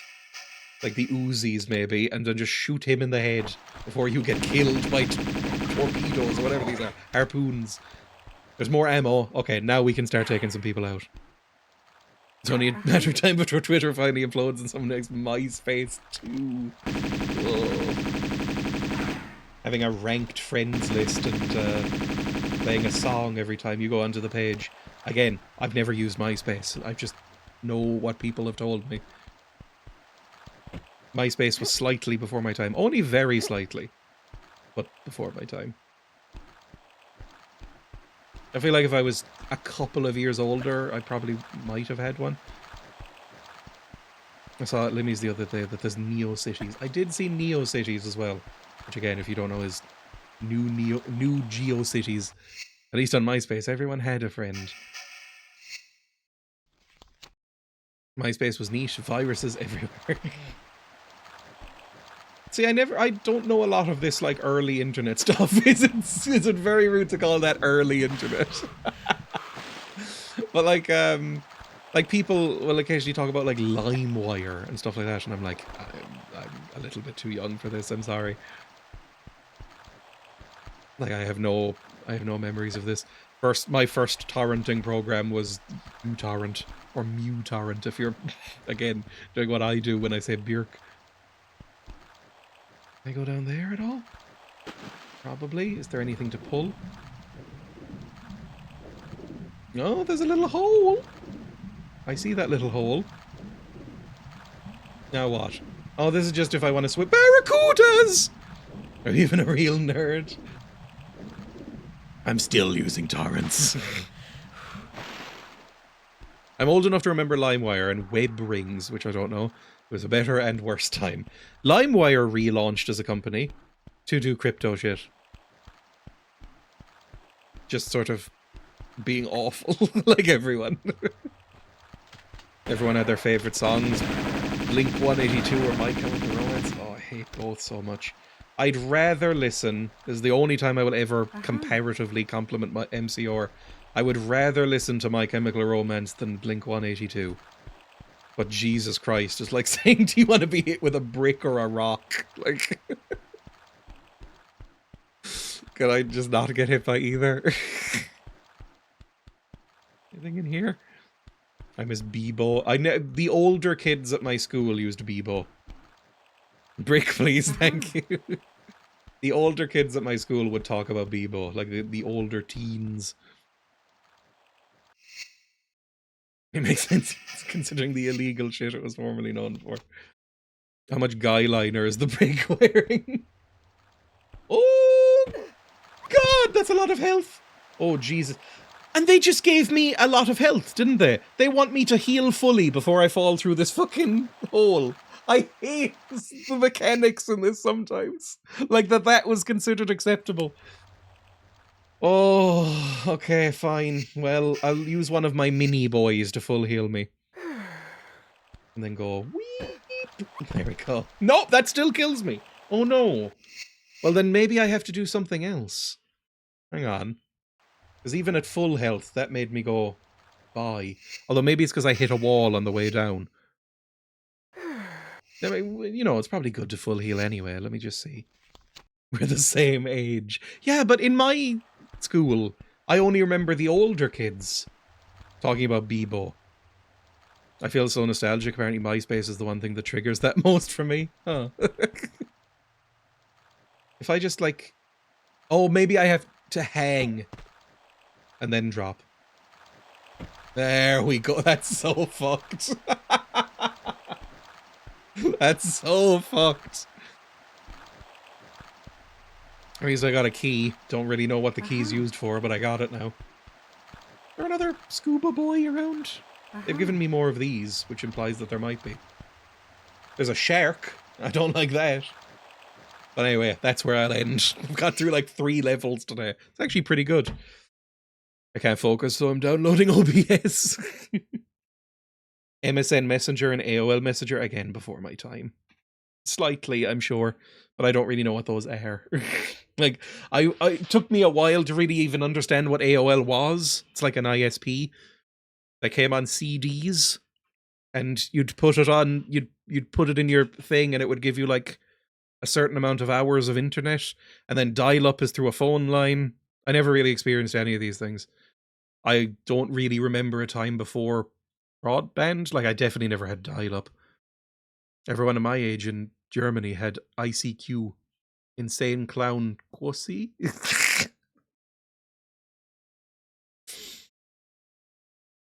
Thank you for stream. I was laying down, sleep, and then dealing with stuff up until now, but this helped. That's very nice to hear. Right. I'm going to end now, because I really badly need to pee, and I'm going to go have some food. I nearly finished my entire Pepsi. You know, I'll just finish the Pepsi. That's 750 mils of Pepsi in nearly 5 hours. That is all in my bladder right now. as well as 2 cups of tea from earlier. Oh, how's your timeline so different to mine? I don't know. Maybe my dad might have helped because he was an early adopter for a lot of stuff and still is. Like, my dad was like, immediately when smartphones came out, everyone has a smartphone in the house. Immediately when broadband came out, everyone has broadband. Immediately when MP3 players, everyone has an MP3 player. You know, it's like very much trying to be on the cutting edge. And, you know, a new format of television has come out, except 3D, because nobody bought 3D. I'm going to get that. Like, HD has come out, we're getting HD. 4K has come out, we're getting 4K. But, so I just don't remember a time before these. Like, my first, what's it called? My first operating system was Windows XP. I don't remember a time before broadband. I used the Pirate Bay and uTorrent rather than LimeWire and shit like that. I'd never had MySpace because I didn't have friends, so I was never on any social media, really. I had nobody to talk to. My stepdad bought a 3D TV. 3D TVs, they had a very short life. Like, nobody was really into the 3D TVs. I don't know why. I've never used one. Maybe they're really good, but everybody was like, ugh. The problem with 3D, that form of 3D, because 3D pops up every 20 or 30 years. Like, it popped up in the 50s, popped up in the 80s, popped up in the 2000s again, or 2010s. Yeah, every 30 years or so, they try and do 3D again in movies and TV. And it's always just a bit shit to watch, because you have to watch it through glasses that distort the image.